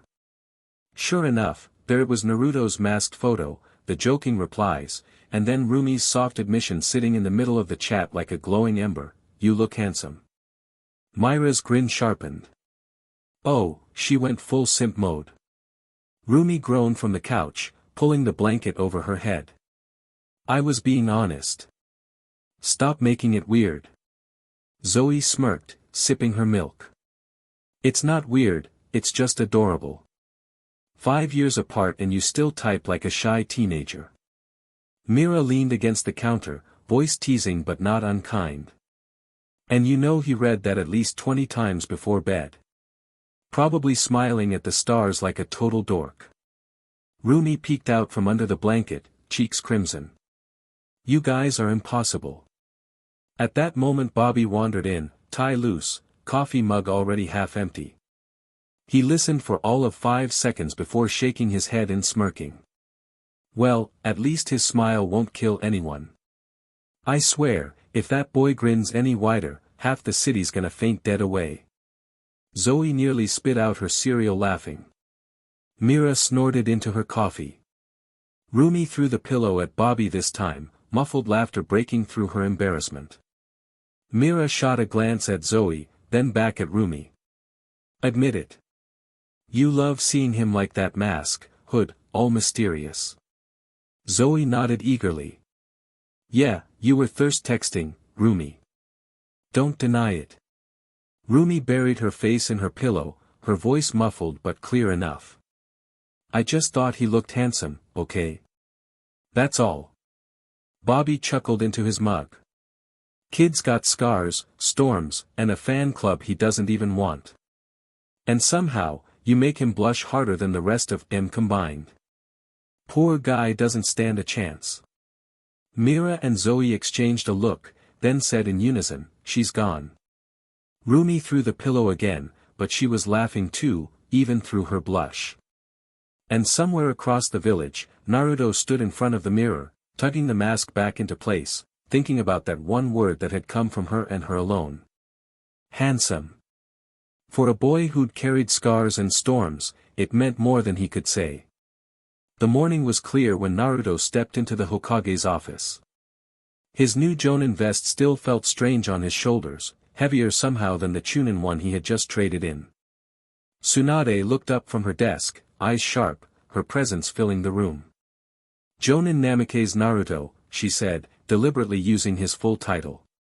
You ready for your first mission at this rank? Naruto bowed, voice steady. At your service, Hokage-sama. Her lips curved in the faintest smile. Good. You'll need it. Reports say multiple high-level demons have attacked Tokyo. Possible nuke Nin among them. This won't be clean. At the mission desk, the clerk passed over a sealed scroll. Orders from the Hokage. A-class. Pay, 100 million won upon completion. Sakura's jaw nearly dropped. That's insane. Naruto's eyes went wide. Wait, 100 million. For real. Sasuke crossed his arms, smirking like it was nothing. Of course. That's Jonin pay. Get used to it. Naruto sputtered. Get used to it. That's more money than I've ever even seen. Sakura elbowed him with a grin. You really are new to this. Took you long enough to catch up to us. Naruto shot her a look, then groaned. Yeah, rub it in. You two got promoted while I was still training my ass off. Sasuke's smirk didn't fade. That's why we're veterans. You're just the rookie Jonin. Naruto rolled his eyes, but the grin breaking over his face betrayed his excitement. He tucked the scroll into his vest, the weight of it pressing close to his chest. His first Jonin mission. A-class, high risk, high reward. He straightened, voice bright with confidence. Guess dinner's on me when we get back. Sakura smirked. It better be. Even Sasuke's eyes softened slightly. Don't screw it up, Naruto. Naruto grinned wider. Wouldn't dream of it. The jet hummed steadily as it cut through the sky, the interior a blend of leather seats and glowing monitors. Maps of Tokyo spread across the table in front of them, dotted with red pins where the demon sightings had been reported. Government officials in dark suits hovered at the edges, their voices low but tense. Naruto, Sasuke, and Sakura sat together, masks pulled down over their faces. Hunter. Anonymity demanded it on international soil. The officials glanced at them expectantly. One finally asked, which one of you is leading this operation? Sasuke wordlessly reached up, tugged his mask free, and set it on the table. His black eyes narrowed, calm and certain. A ripple passed through the room. Murmurs rose instantly, one official whispering to another, the willow serpent, another nodded, recognition sharp in his gaze. And the black fawn. Naruto blinked under his own mask, confused. He glanced at Sakura, but she gave a tiny shrug. Then, almost reluctantly, Naruto pulled his own mask off. Blonde hair, whisker scars, those unmistakable blue eyes. The effect was instant. The room went still, and then the whispers began again, sharper, more reverent this time. It's him. The Stormbringer. Naruto stiffened. Storm what? The oldest of the officials leaned forward, folding his hands with something like respect. After your performance at the Chunin exams, your resonance, the Leviathan, the storm, the control of water, lightning, and wind, the world took notice. Hunters talk. Governments listen. They call you the Stormbringer now. A force of nature that can't be contained. Naruto's mouth opened, then closed. His mind spun. He remembered the roar of the Leviathan, the cheers of the crowd, the way people looked at him like something more than human. He hadn't thought it would follow him here. Sasuke smirked faintly, his mask dangling from his fingers. Guess you're famous. Sakura nudged Naruto with her elbow, grinning.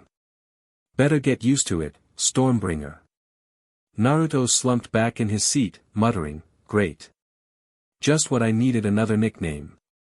But the officials didn't laugh. They looked at him the way soldiers look at a rising storm, awed, cautious, and maybe a little afraid. The whispers lingered for a moment longer, but Sasuke cut them short by pulling his mask back on. His tone was sharp, leaving no room for debate. Nicknames don't matter. The mission does. Naruto exhaled through his nose, shoving the title down where it belonged. He tugged his mask back over his face, the playful boy gone, posture straightening as the hum of the jet pressed in around them. Sakura followed, her own mask sliding into place with practiced precision. The three of them sat in silence for a beat, every trace of levity strppd away. When the officials spoke again, it was with more weight in their voices. Tokyo has suffered multiple coordinated attacks. Not just rogue demons, these were organized, disciplined. Too many for local hunters to contain. We've confirmed at least 3 high-level entities in the city center. Possibility of nuke demons coordinating them is high. One of the men adjusted his glasses, tapping the map. You'll land at Hinata and move directly to the Shinjuku sector.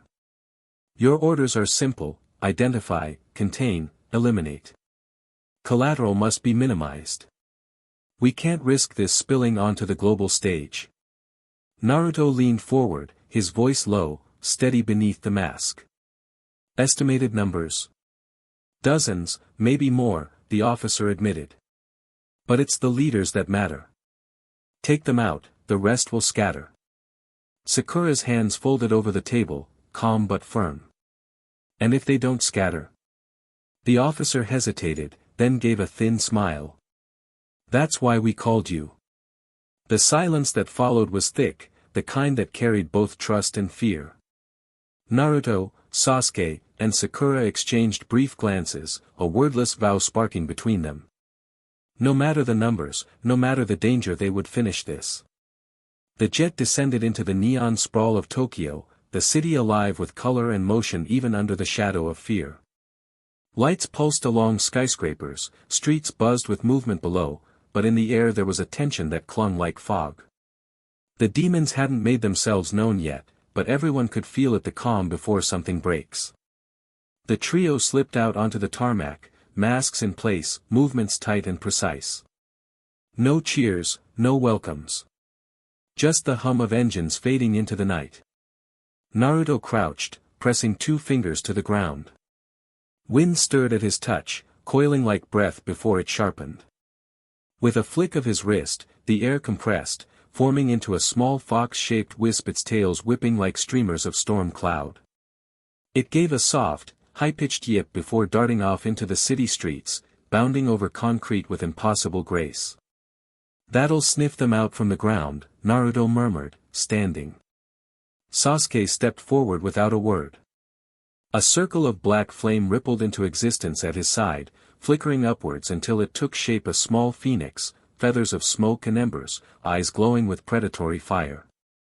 It spread its wings and launched skyward, vanishing into the Tokyo night above the skyline. The skies are covered, Sasuke said, his voice calm but edged with steel. Sakura adjusted her gloves, her eyes narrowing as she watched the shadows of both summons disappear into the distance. Then we wait for their signal.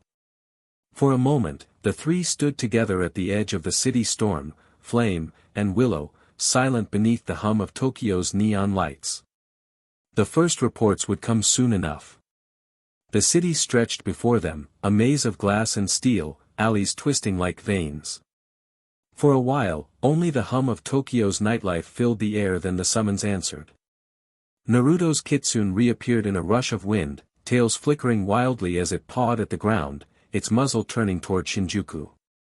At the same time, Sasuke's phoenix cried out overhead, a sharp, echoing screech that burned through the night sky. Both signals pointed the same way. Shinjuku, Naruto muttered, already moving.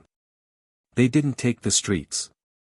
With masks down and purpose clear, they shot to the rooftops, bodies blurring against the neon-lit skyline. Every leap was measured, every landing silent. Their movements weren't showy, they were ruthless, efficient, the kind of precision that came from years of scars and training. The city below never even looked up. Crowds laughed, trains rattled, screens flashed advertisements for HUNTR/X, life went on, unaware that demons prowled above them. Sasuke landed on the edge of a billboard, his eyes glowing faintly beneath the mask. They're trying to blend in. I can feel it. Sakura's gloves flexed as her resonance pulsed. Then let's flush them out. Naruto crouched, wind gathering at his shoulders like an invisible storm. His gaze swept the alleys and rooftops ahead, calm but sharp. We take them fast. No mess. No survivors. The others nodded once. And then, like shadows folding into motion, the 3 hunters vanished into the Tokyo night, closing in on the first signs of their prey. Tokyo glowed beneath them, streets alive with chatter, traffic lights, and the rumble of passing trains. Team 7 stalked across the rooftops, masks on, every step silent. Naruto's wind kitsune crouched at the lip of a building, ears flat, tails twitching. Sasuke's black phoenix spiraled above, its wings beating against the smog, a predator circling something foul. "Something's here," Sakura whispered, eyes narrowed. Naruto raised a hand. They dropped low, scanning the crowd below. At first glance, nothing was wrong. Salarymen staggered out of bars, laughter spilling into the night. Two women clutched each other, snapping a selfie under a neon sign. A knot of men leaned against a lamppost, cigarettes glowing faintly in their hands. But the kitsune growled. The phoenix shrieked. And then Naruto saw it. One of the smokers tilted his head back too far, his neck bending at a sharp, unnatural angle, bones grinding like stone. His jaw unhinged a little too wide, teeth stretching like nails. The man beside him twitched, his skin pulling loose as if something inside were clawing to get out. Down the street, the girls with the phone laughed, but their mouths stretched too wide, their eyes unblinking pools of black. A ripple of grotesque truth slithered through them. Their disguises faltered not with patterns or magic marks, but with the wrongness of flesh and bone rearranged into shapes that shouldn't exist. Civilians brushed past them, blind. Nobody screamed. Nobody noticed. Naruto's grip tightened around his blades. The air around him bristled. "They're not human." Sasuke's voice was flat. "Targets." His phoenix dipped low, wings brushing sparks of black flame against the alley below. Sakura's stance shifted, her resonance rising, steady and unyielding. And then, as one of the demons snapped its jaws toward a passing man still unseen, still unnoticed, Naruto's voice cut through the night. "We strike first." The kitsune lunged. The phoenix roared. Sakura's aura erupted. And the quiet street split open as the hunt began. The street erupted. The smoker with the broken neck lunged, jaw unhinging like a bear trap, teeth jagged and stretching wider than a human skull should allow. Before it could snap shut on a drunken passerby, Naruto's wind kitsune streaked forward, slamming into its chest with a rush of compressed air. The impact hurled the creature back into a lamppost hard enough to bend the steel. The drunk never even glanced up, muttering about missing his last train as he staggered away. Above, the phoenix shrieked, its wings scattering black sparks that rained down like burning cinders. One of the girls with the phone screamed not a human sound, but a shriek that split as her mouth tore into 3 vertical seams. Sasuke was already there. His blade cut once, then twice, smooth and merciless. Her body folded in on itself, skin sloughing away as fire consumed her from the inside out, leaving nothing but ash and a black smear on the pavement. Sakura glided toward the third. Her willow stance was all grace and precision, quick jabs, sharp cuts, no wasted effort. Her blade flicked into its shoulder, then slashed its side in shallow but deliberate lines. The demon hissed and lunged, claws tearing at the air, but Sakura bent low, sidestepping as if she were reed swaying in the wind. Her blade answered 5 times in less than a heartbeat, lightning quick, efficient. Each strike chipped away at it, weakening its form, until her final move pierced through its sternum. Resonance flared out of her, exploding through the wound, and the creature collapsed in silence. Naruto's fight pressed harder. The smoker he'd knocked down twisted free of the wind's grip, limbs bending backward and spinning like broken wheels. It came at him with grotesque speed. Naruto pivoted, water flowing into his blades, his movements a whirlpool pulling everything into his rhythm. The first slash caught its arm, the second cut deep across its torso, peeling away its human skin to reveal the bloated, writhing flesh beneath. "Keep the civilians moving." Sakura's voice cut sharp through the clash. She spun past another lunge, her willow stance flashing in and out of reach. To the civilians on the sidewalk, it was only a sudden gust of foul wind, a loud crack like a car backfiring. People ducked their heads, cursed at the noise, and kept walking blind to the monsters being torn apart just feet away. Sasuke vaulted onto a railing, the phoenix diving with him. His blade carved through another demon's throat, black resonance burning through its veins like wildfire. The creature fell before it could snarl. He landed light, already shifting toward the next target, fire trailing the edges of his blade. Naruto crossed both swords to block a strike, sparks spitting as the demon roared. Spittle flew, sizzling against his resonance, and he shoved it back with a burst of compressed air. Windows cracked along the street, glass trembling in their frames. His kitsune lunged again, fangs spinning like miniature cyclones, and tore into the demon's throat until the shriek cut off in a rush of wind. The body collapsed, dissolving into formless meat. 3 down. 4. The others scattered, slipping back into alleys and side streets. Don't let them regroup, Sasuke called, his voice cold through the mask. Naruto nodded once, mist curling off his shoulders. I'll take left. Sakura tightened her grip, the willow stance flowing into her every line. Then let's finish this. The hunt tore deeper into Tokyo's veins, clean and ruthless, their resonance cutting through the grotesque while the city walked on unseeing, uncaring. They moved like a single blade. The remaining demons scattered bodies thudding into gutters, ash puffing from torn flesh, but one of them darted off like a shadow with claws, melting into a side street and sprinting between steam vents and VERYYY carts. Sasuke's phoenix shrieked and wheeled, Naruto's wind kitsune flashed after it, tails like polished blades. Sakura's willow stance kept her light and balanced, she cut across the alley mouth to box it in. Cut it off. Sasuke barked.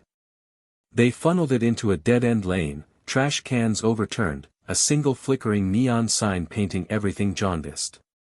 The creature hammered at dumpsters, lungs working, face ripping and rearranging with each terrified breath. It was trying to run, but hunters do not give hunts second chances. Naruto's wind braided around the alley like a hand, compressing and closing the space so the demon's speed became useless. The kitsune leapt and pinned it against the bricks. Sasuke dropped from the lip of a roof and landed behind it, dark blade already at its throat. Sakura stood to one side, blade at the ready, willow stance coiled like a spring. They didn't bother with long speeches. The thing spat thick, acidic saliva flicking like a curse straight into Sakura's face. Her reflex was brutal and immediate, the wind caught the globule, wrapped it, and slapped it back against the demon so hard it rattled its own jaw. It shrieked, stunned, claws scraping uselessly at the stone. Naruto's voice was flat, tired grim. Talk. It sneered, the wrong-mouthed grin tearing further, but the answer it offered was only a wet hiss, no names, no purpose, only snarls and bile. Sasuke's hand tightened. He moved once, a clean, precise cut that severed tendon and will. The demon convulsed, tried to crawl, but its movements became small and pathetic beneath Sakura's steady foot. Where are they coming from? Naruto pressed, voice soft but steel-bowed. He watched its throat, the way its chest heaved. The alley smelled of rain and metal and the copper tang of violence. The demon spat again, this time the words came, broken and animal. Snakes beneath it choked, the rest lost in a gurgle of panic. It didn't know, or it wouldn't say either way, it was useless. Sasuke's blade finished the job with no flourish, clean and clinical. The body went slack, dissolving into nothing but a smear of black and steam on the cobbles. Sakura eased off her foot, breathing even, willow stance unwinding into a relaxed hold. Naruto let the wind kitsune dissolve back into mist at his boots, the air cooling as quickly as a blade's temper. No chant, no ceiling, just the harsh certainty of a hunt completed. They stood over the last ruin, listening to the distant city noise. Civilians walked by 2 streets over, voices bright and ordinary, oblivious to the massacre that had happened inches from them. The hunters straightened, masks up, faces set. Check the area, Sasuke said. If anything's left, flush it now. They swept the alleys once more, fast, efficient, ruthless. Nothing else stirred. The team moved on, heavier in their steps but still the blade that kept the darkness at bay. As they melted up onto the rooftops and disappeared into the night, Naruto's kitsune flared once, a ghost of wind that tasted faintly of iron. The hunt would continue. They moved like a single current through the city, wall hopping, roof jumping, slipping between alley shadows until the harbor lights widened before them. The dock smelled of salt and oil, gulls crying somewhere above the warehouses, but the air here was wrong, too slow, like the tide had stopped breathing. On the planks a cluster of demons waited, bigger, cleaner in their cruelty than the ones they'd already cut down. These weren't mindless things. They crouched with the patience of predators, eyes bright with something like cunning. When they saw Team 7, they surged forward in a coordinated wave. The fight was sharp and surgical. Sasuke moved like a blade of dark flame, intercepting charges and punishing any mistake with a clean, brutal strike.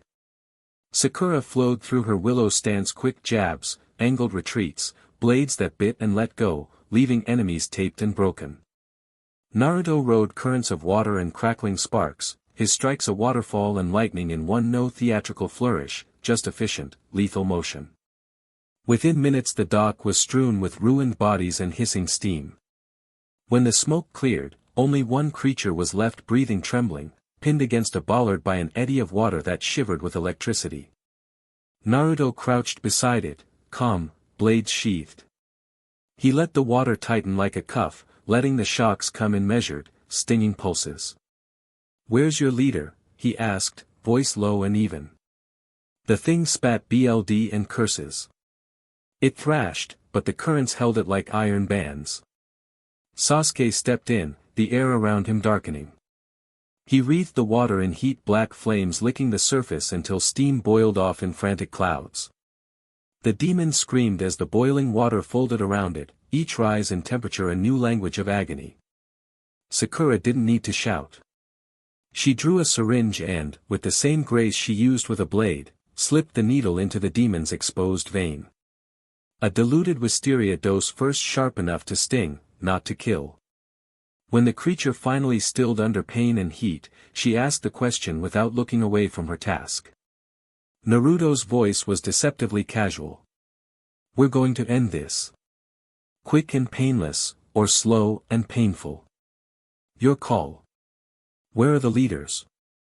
The demon's eyes rolled white. It tried to lie, its lips moved too fast.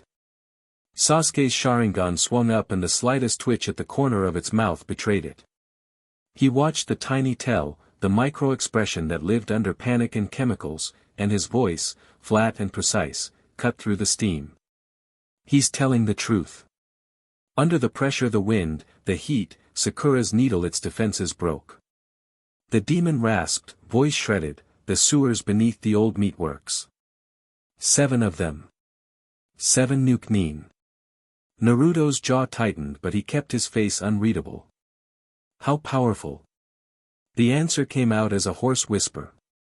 "I don't know. Different ranks. I only." Sakura's hand moved then with a speed that brooked no argument. She pushed the syringe deep and finished what she'd started. The final dose blazed through the thing's system and it went slack, eyes glazing over before the body unknotted and fell still. They stood there a second, breathing steam and salt air, masks fogging in the chill. 7 nuke nin in the sewers below a derelict meatworks. The number was small, but the word nuke nin carried weight. Rank could be deceptive, even a single dangerous outcast could carve a city into chaos if left to organize. Sasuke wiped his blade on a rag and looked at the others. 7, he said. "We don't know their strength. We go in ready for anything." Naruto let the last of his wind kitsune dissolve into the harbor breeze. He felt the familiar tightness at the base of his throat, the thing hunters learned to keep under control. "We don't quit because it gets hard," he said, almost to himself. "We do it because no one else will." Rumi's face, the penthouse, the quiet mornings, they all folded into that resolve for a heartbeat, then sharpened into the next step. Sakura knelt and ran a quick scan of the dock for traces, footprints, dust tracks, the little details demons left when they moved in a hurry. Sasuke already had his plan, terse and efficient, the way he always was. "Flush the tunnels," he said. "We sweep them clean. No mercy. Move." They slipped off the dock as a single shadow again, roof ropes and alley rungs carrying them toward the old meatworks. Beneath the city, the sewer mouths gaped like throats. The hunters slid down into the dark, and the night swallowed them up. Above, Tokyo kept living lights, trains, laughter unaware of the doors they had left open. Below, 3 shadows went down, blades ready, voices low. The hunt had only just begun. The tunnels were damp and narrow, brick walls slick with condensation, the air heavy with the stench of rot and old sewage. Every step echoed like a drumbeat. The further Team 7 went, the thicker the wrongness in the air became, like the resonance of the city above was being swallowed whole. They rounded a bend and there they were, 7 shadows hunched together, waiting. 6 of them moved like predators, resonance flaring sharp and fast, Chunin level, dangerous but manageable. The 7th stood taller, calmer, his aura heavy as stone. The Jonin. Naruto's chest tightened. He could feel the difference instantly, like staring into a storm ready to break. Sasuke's voice was cool, almost casual. 3 each. He stepped forward, black flame smoldering along his blade. I'll take mine. Sakura's willow stance shimmered as she nodded, eyes narrowing. And mine. That left Naruto facing the Jonin alone. The demon stepped forward, broad-shouldered, skin stretched too thin across wiry muscle. His grin was jagged, his movements unhurried. He reached behind him, and when the steel came free, Naruto's breath caught. The blade crackled with pure energy, arcs of lightning crawling over its edge like living serpents.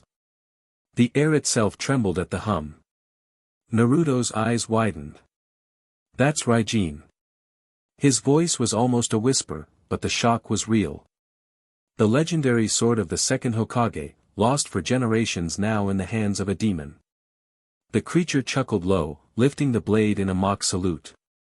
Sharp boy. Took this off a fool who thought himself untouchable. Now it's mine. His grin widened, sharp teeth catching the faint light. Let's dance. And then the sewers exploded with motion. Sasuke blurred into his 3 targets, phoenix feathers scattering black fire as his blade cut low, punishing every slip in their guard. Sakura darted into hers, willow stance weaving through the cramped tunnels, quick jabs and flowing strikes slicing veins of resonance open with surgical precision. Naruto's blades were already up. Water surged at his feet, lightning sparking faintly along his arms as the Jonin demon lunged with Raijin. The first clash was blinding steel screaming as lightning met current, the force rattling the walls and sending water splashing up. In sheets. Naruto gritted his teeth, muscles straining. Fine, he muttered, voice hard. Let's dance. The storm roared to life in the dark. The sewers shook with every strike. Water slammed into stone, ice shattered against steel, steam hissed from burning flame. Sasuke weaved between it all, Sharingan spinning, his breath sharp in his throat. The first demon lashed out, a serpent of ice snapping forward. Sasuke's blade caught it with a screech of steel against frost, shards scattering into his cheek. The second was already behind him, claws raking low. Sasuke pivoted, blade flashing, but the third pressed in from above with a jagged axe of frozen water. He barely rolled away, the weapon splintering the stone where he'd stood. They weren't clumsy, these things. They weren't brutes. They moved like a unit, their resonance weaving seamlessly, one strike flowing into another. Water surged, ice hardened, and every attack came from a blind spot, a beat ahead of his counter. Sasuke slashed one across the gut, his phoenix swooping to burn the wound black, but water surged over it, dousing the flame before it could spread. Another lunged, smashing him back with a wall of water so heavy it drove him into the sewer wall. His shoulder flared white-hot with pain. He pushed off, blade raised. A WHP of water snapped across his face, splitting skin and drawing BLD. His Sharingan tracked every twitch, every pulse of resonance in their veins, but even with that, his body was straining to keep up. One snake of ice, 2 tendrils of water, 3 claws raking his guard all at once. He dodged the first, ducked the second, but the third scraped across his ribs, tearing cloth and flesh alike. He hissed, staggered, and they pressed harder. It, his teeth grit. His phoenix screamed above him, wings scattering fire, but the ceiling dripped with water, the walls pulsed with it. The sewers themselves fed his enemies. Minutes stretched, each exchange heavier than the last. The demons weren't just attacking, they were wearing him down. Ice pinned his foot, water dragged at his arms, every second eroding the space he had left. His Sharingan gave him sight, yes, but sight wasn't enough when every opening he created was crushed by two more. Another wave hit, slamming him to his knees. His lungs burned, his arms shook. He forced himself up, blade trembling, eyes blazing red. And then, in the blur of motion, he saw it. Not the demons. Not the sewers. Itachi. His brother standing over him, eyes cold, smile faint, the helplessness flooding back like acid in his veins. No. Not again. The memory twisted into fury. His Sharingan spun faster, sharper, the tomo burning into new clarity. The flames in his chest darkened, deepened, until they weren't red anymore. Enough. The word cracked through the sewers. Black fire erupted, swallowing the blade in his hand. His phoenix screamed as it transformed, its wings dripping Amaterasu, every feather a shard of endless flame. The very air thickened, the sewer walls sweating under the heat. The nearest demon lunged, but the black fire leapt first. It clung to its body, crawling over flesh, sinking into marrow. The creature shrieked, flailing, water bursting from its veins to douse the flames useless. Amaterasu ate through it anyway, reducing it to nothing but ash. The second demon panicked, raising a wall of ice the size of a cart. The flame tore through it like paper, steam exploding outward in a cloud that blinded them both. Sasuke's eyes cut through the haze.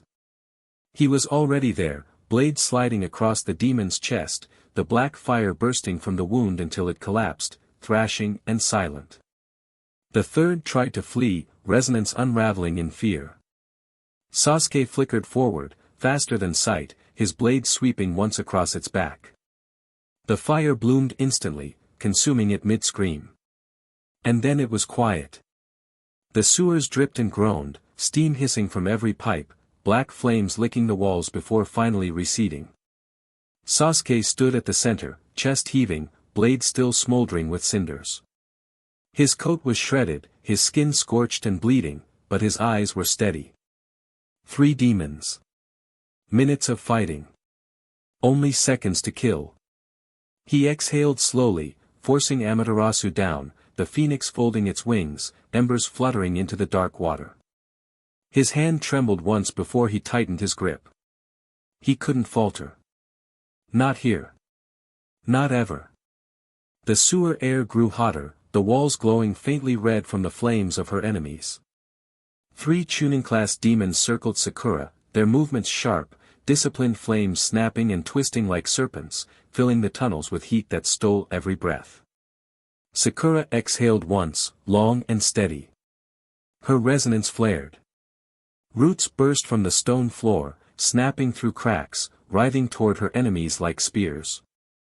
The first demon leapt clear, fire bursting from its palms, igniting the roots mid-surge.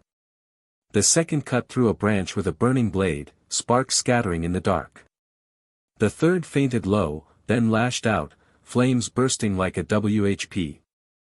Sakura bent back, willow stance fluid, her blade flashing up in a parry. The fire still kissed her arm, burning cloth and skin. She hissed, staggered but didn't stop. A quick stab of a stimulant needle into her thigh, liquid fire racing through her BLD, and she was already moving again. The demons pressed in, 1 2 3. Flames poured across the ceiling, roots snapped under the heat. Sakura dropped low, blade sliding across stone, carving sparks, and slashed the ankle of the nearest one. It shrieked, stumbling, but before she could finish, the second's fireball roared past her shoulder, scorching her back. The smell of charred cloth filled the air. Pain threatened to drag her down, but Sakura snarled. The tree never falls. The willow bends. Always bends. She rolled forward, roots bursting up around her, stabbing through the wounded demon's thigh. It screamed, thrashing, fire spilling everywhere, and she drove her blade into its chest. Wisteria poison hissed, sinking deep, the creature convulsing before it collapsed into ash. 2 left. The second came at her, flames spiraling into a WHP. She ducked low, slicing through it too late. The heat seared across her cheek, blistering skin.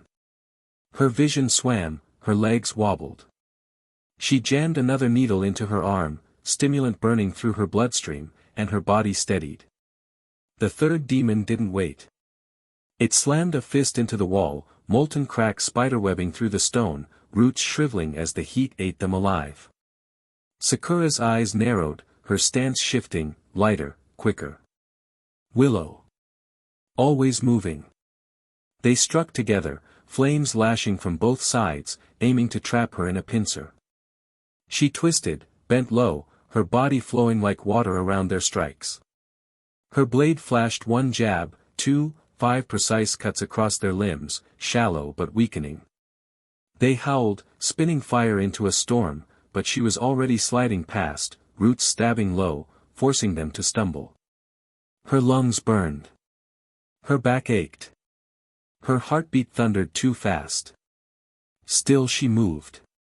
The second demon lunged, claws blazing.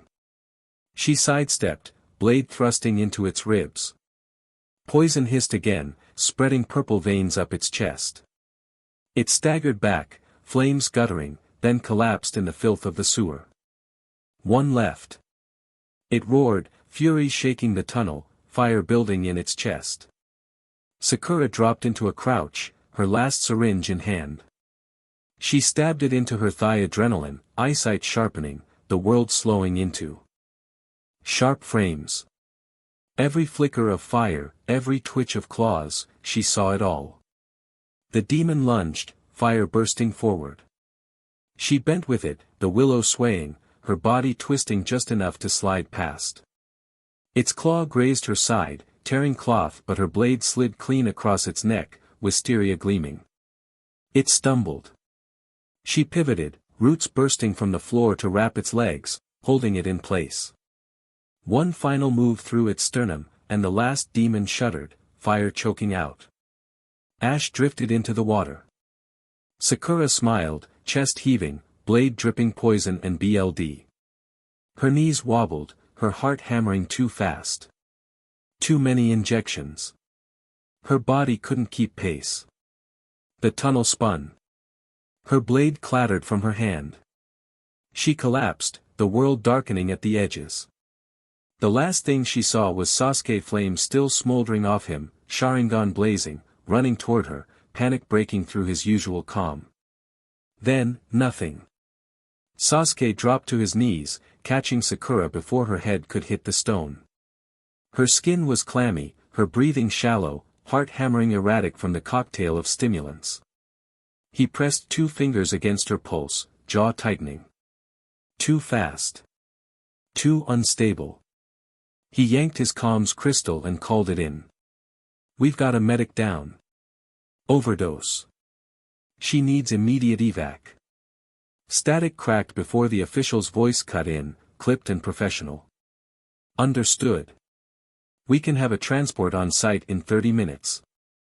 30 minutes. Sasuke's voice snapped louder than he intended, echoing in the tunnels. His Sharingan spun, a flare of helpless fury in his gaze. She doesn't have 30 minutes. It's the fastest we can do. Hold her stable. The line went dead. Sasuke cursed, slamming a fist into the damp stone hard enough to leave cracks. He dragged in a breath, forcing calm, then looked down at her. Her hand twitched weakly against his chest, like she was still trying to fight even in her state. Idiot, he muttered, voice breaking low. You were supposed to bend, not break. He shifted her into his lap, keeping her upright so her breathing stayed even. His chakra no, his resonance flared gently, trying to steady her heart rhythm. It wasn't much. He wasn't a medic. But he refused to let her fade. Then he heard it. The clash of blades. The howl of wind tearing through the sewer tunnels, the crackling scream of demonic energy. Naruto. Sasuke's eyes snapped toward the sound, Sharingan flaring brighter. For a heartbeat, instinct screamed at him to run to his brother in arms, to stand shoulder to shoulder as always. But then his gaze dropped to Sakura's pale face, her heartbeat stuttering against his hand. He clenched his jaw, decision sealing like steel. He leaned down, whispering, steady as a vow. Hang on, Naruto. Just a little longer. I've got her. You finish this. The sound of the storm built louder in the distance, walls trembling with the force of Naruto's fight. Sasuke sat against the wall, holding Sakura close, Sharingan blazing into the dark like a watchfire. He would not move. He would not let her be defenseless. And somewhere ahead, Naruto faced the Jonin-class demon-wielding Rasen, the storm already breaking loose. The sewer tunnels rattled like a dying beast. Every clash of steel sent cracks spidering through the walls, stale water splashing with each tremor. Naruto's whirlpool stance kept him moving, flowing, slipping away from Rasen's jagged arcs, but even water could be cut. The Jonin pressed forward, merciless. His sword wasn't just sharp, it sang with demonic resonance, thunder cracking through every strike. When Naruto's wind kitsune darted in to intercept, one sweep of Rasen shredded it into mist. Another kitsune lunged, only to be torn apart by a burst of stolen lightning. Pathetic, the demon sneered, pressing his advantage. Stormbringer. You're barely a drizzle. The blade lashed out again, scorching Naruto's side as he twisted too late. A cut bloomed across his ribs, sizzling with demonic electricity. He gasped, teeth clenched, as pain tore through him. Another strike followed, grazing his arm, sending his sword hand trembling. The tunnel flashed white as Rasen's edge scraped along the wall, sending molten stone spitting outward. Naruto barely raised his blades in time, the impact jolting through his bones. Sparks danced across his body, muscles seizing, forcing him down to one knee. The Jonin laughed, stepping forward, each blow heavier, faster, crueler. This blade belonged to a legend. And you? You're nothing but a child playing warrior. Naruto's whirlpool stance broke. His movements slowed, dragged down by pain. He tasted blood in his mouth, the copper tang mixing with sewer air. For a heartbeat, it looked like he'd fall. And then his eyes hardened. He slid one blade back into its sheath, leaving only his mother's crimson sword in hand. His breath steadied. His resonance shifted. The air stilled, then cracked alive. Storm stance. Lightning crawled across his skin, threading through his veins like living fire. The tunnel hummed with his pulse, the water at his feet trembling. His entire body thrummed with energy, coiled tight like a bowstring ready to snap. The demon snarled, tightening his grip on Rasen. Another trick? It won't save you. Naruto vanished. No hand signs. No warning. Just gone. A sonic crack split the air as he reappeared at the demon's flank, blade slashing. The Jonin blocked barely, but a thin red line carved itself across his cheek. Another crack, another flash, Naruto at his back this time, blade darting, cutting shallow but cutting fast. The sewer became a thunder chamber. Every wall, every ceiling beam, every slick patch of stone became a foothold. Naruto ricocheted from one to the next, each leap breaking the sound barrier, each slash a blur of crimson lightning. The Jonin roared, swinging Rasen in wild arcs, lightning clashing with lightning. But the sword couldn't keep pace. Cuts blossomed across his chest, arms, legs shallow, infuriating, but constant. Death by 1,000 strikes. You call that legendary? Naruto's voice echoed from everywhere at once, sharp as the storm itself. His hair whipped with static, his scars glowing faintly in the flashes. This is a storm. The demon staggered, slashing blindly, each dodge slower than the last. For the first time, fear crept into his eyes. Naruto landed in front of him, chest heaving, lightning coursing wild across his body. He raised his blade in a reverse grip, stance low, resonance burning hotter than ever. "Your mistake," Naruto said, voice low, steady, merciless, was thinking a storm could ever be contained. And then he moved again, faster than sight. The sewer groaned under the strain of too much power. Cracks spider-webbed through the stone. Water rained down from the ceiling in steady sheets, dripping onto the slick floor. The Jonin demon's aura surged, his veins glowing with hellish light. He planted his feet and poured every last drop of resonance into Rajan. The blade howled like a thunder god, arcs of demonic lightning burning holes into the walls. Naruto stood across from him, chest heaving, body trembling from wounds already too deep. His stance wavered for half a heartbeat then steadied. With a roar that shook the tunnel, the demon brought Rajan down. The collapsing ceiling split, the air itself tearing. Naruto blurred forward, storm stance carrying him in a final flash of speed. The lightning strike hit him square in the chest, searing through his body yet still, he moved. The crimson blade in his hand glowed like molten fury as he carved upward, momentum unbroken. The Jonin's head separated cleanly from his body. For a breathless instant, the world went still. Then the corpse fell, crumbling into ash before it touched the ground. Rajan sparked once, twice, before fizzling out, its stolen resonance finally spent. Naruto collapsed forward, landing HRD on the disintegrating remains. His chest rose and fell in shallow, ragged gasps. His skin was blackened, muscles spasming uncontrollably from the lightning still crawling through him. He tried to push up, but his arms gave out. And then the heavens struck him again. A true bolt of lightning speared down from the storm above, tearing through the collapsed opening in the tunnel roof. His body jerked violently, every nerve screaming, and when it passed, he lay trembling, alive only by sheer will. Boots splashed through the rising water. Medics and government officials swarmed in, masks pale as they took in the scene. Sakura limp on a stretcher, Sasuke hauling Naruto up by his arm before others rushed to help. Naruto's lips cracked, whispering through BLD and static, "Did we complete the mission?" Sasuke bent low, his voice rough, trembling at the edges. "Yeah. We did." Naruto's eyes closed, faint relief softening his battered face. His entire body was blackened and burned, but his grip never loosened from his mother's sword. Sasuke's jaw clenched as he carefully pried Rajan from the ashes. He tucked it into his cloak, something to present to Tsunade later. For now, his team needed him alive, not trophies. The officials arrived at the edge of the chamber, and one by one, they dropped to their knees. The sewer floor was flooded, their pants soaking in filthy water, but not a single one cared. They bowed their heads low, not to gods, not to Hokage, but to the hunters who had saved their city at unbearable cost. The ambulances rolled out into the Tokyo night, sirens wailing. Sasuke sat in the back of one, knuckles white around his fist as he looked down at Naruto's scorched body.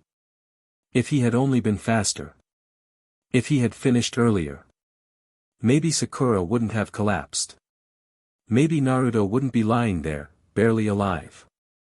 The thought clawed through him like fire.